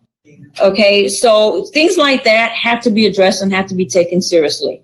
So we need to address safety. Under no circumstances, if any of the volunteers, including you, any taxpayers or site coordinators feel threatened in any way, you are not forced, you're not obligated to serve that client. If you feel that, if you are at the front desk and someone comes in and they're misbehaving and, you're just getting that feeling, you talk to your site coordinator immediately. Your site coordinator should be there at all times. Our sites should be always well staffed with the site coordinators at our sites. We also have a lot of sites that we're at, maybe a YMCA or a neighborhood center. So we have other staff that are there. Make sure you notify them. Even though you notify them, United Way needs to know about this because both Amanda and I have to be aware of all the situations, everything that's going on in all our sites. If you feel threatened in any way, we need to know immediately. I do not want to hear about these stories on April 15th. I need to hear them as they happen. Your safety is very important to us. I keep saying that, and we do really mean that. So anytime that you feel threatened in any way, please let the appropriate people know and make sure that we're notified over here as well. So we don't, and we will take over and follow the procedures. Make sure that your surroundings are also safe. I know we have a lot of computers, we have a lot of laptops, there's a lot of cords all over the place depending on the site. Some sites are so small that you have just make sure, as the greeter being at the front, make sure that everything is great, is safe for people to walk in. People come in wheelchairs, people are coming with canes. You don't want them to trip on a carpet that's rolled up or a cord. Because again, thank goodness that nobody was injured last year, but let's just keep it that way. Be alert of your surroundings. Some sites are open very late at night. Our sites that should not be open, I think our last ones is 8 p.m. Depending on the day, it could be dark. Make sure you're surrounded. I know a lot of people we're all tech savvy. We're always on those phones. When you leave your surroundings, please, the last thing you should be doing is texting. Watch your surroundings or where you're going. Especially when I hear that my volunteers were being followed to their car, let's make sure you are aware of everything. As I mentioned before, make sure the site coordinators abide by the hours. If your site closes at 8, I don't want to hear that you were there at 10 o'clock. So I know that, our priority is about serving our clients, but it's also the safety of the volunteers. If you become upset with the client, if a client, I know some might be more difficult to deal with than others, don't argue back, just, walk away.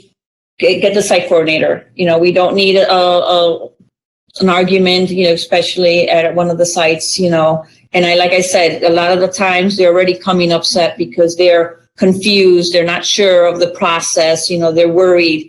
We don't know what situation they're in.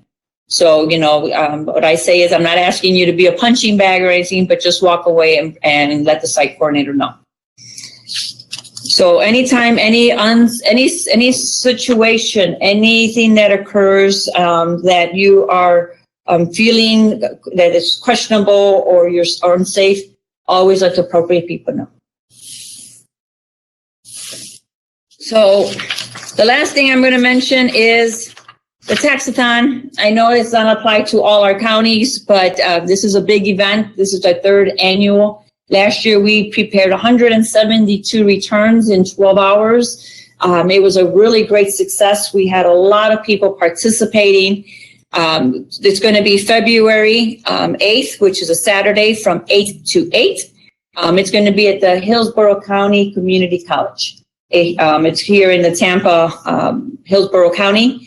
We do need volunteers, so if you are available to volunteer, we do want for the greeters to be experienced. We don't want someone who is not familiar with the routine.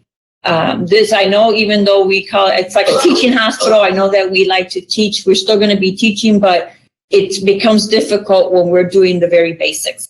So if you have some experience and you want to see what a taxathon looks like, it is a lot of fun. We need 72 tax preparers, we need 18 quality reviewers, and we need 15 greeters. The shifts are 4 hours apiece. If you are a student and you're requiring hours, the hours are limited to 4. So if you want to volunteer more than 4 hours, you are more than welcome, but we could only give you credit for 4. Reason is, our first taxathon, our students wiped their 20 hours in 1 weekend because it was 2 days. We did a 24-hour marathon and we lost a lot of volunteers. That was a shock because that's something unexpected. So now we are limiting it to 4. So I apologize because I did hear people were not happy, but we can't use it all for the taxathon. We have a lot of sites that utilize the volunteers. So if you are interested in the taxathon, the opportunities are going to be also on hands-on. It will be there, so you could sign up for them as well. I think that's do it. One thing that I do want to mention real quickly before we leave is 2020 is census year. One thing that I should have put this on a slide and I completely forgot. We are working very closely with the census group, and we are trying to get their volunteers to actually be at our sites. We've talked to the volunteers at the orientation, and we did talk to the site coordinators about the census. We are actually going to participate with the census. You do not do the census with them because every person everyone's going to have their own individual ID. But we are going to have marketing material for the census. The best thing we could do at our sites is talk about it. A lot of people don't feel like they want to do it. They have other alternative, they think there's alternative motives against the census. Let them know the importance of the census. You know, without being counted, it does affect funding for each state. You know, so that's important. We also want to make sure everybody's accounted for. Regardless of status. Status is not going to be a question in the census either.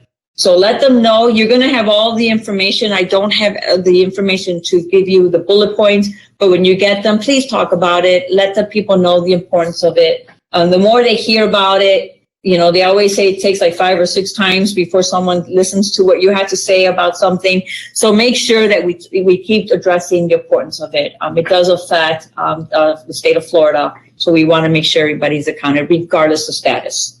Because I know a lot of people at our sites are not going to be, they probably have what already in their mind, what not to do it because of other reasons. So other than that, I don't have anything else to say unless anybody has questions. Are you putting on, especially with non-appointment sites, is it on the website that we're only doing current year taxes until the site coordinator feels a slowdown that we can do prior year? We have not put it on our, well, that we can. That's a good suggestion. Just thank you for bringing that up as well. Just in case you are not aware, when we are opening the sites and it gets really busy, current year only. Right now, we don't have enough time to be doing previous years, and your site coordinator will determine when it's a good time to do previous years. We could do 3 previous years, so that would be 18, 17, and 16, because current year is 19. So we want to make sure that your site coordinator are aware of this. But if somebody does come in with multiple years, you let them know that you'll do the intake for them for the current year, and they need to come back for the other years. Okay, so make sure that thank you, because I did forget that. We will note that on our website as well. Mm-hmm. If no one else has any other questions, I want to say thank you on behalf of United Way. Thank you, Amanda, for listening, Linlin as well, and all you guys for spending 3 hours with me. But if anyone has questions after the fact, we did record this, so if anybody that you know that is interested in greeting that wasn't able to attend, we will forward this information to them or to you guys, and then you could forward it as well. Thank you. Thanks, Margie. Thank you. Where do you guys do this, I forget, I know you told me last week. Yeah. Well, I'm glad to see you. Yeah, right? I didn't fall asleep or something. I spoke about the. Oh, Yeah, she did. Right. Good. And he's gonna be able to be with We're like, us again. We hope. Yeah. You thought we're sort of. Yeah. But He was at the, he was at the site coordinator meeting. Yeah, we were too. But he's still, you know, he Yeah. really just knows. Yeah. We'll take him as much as he can. Right.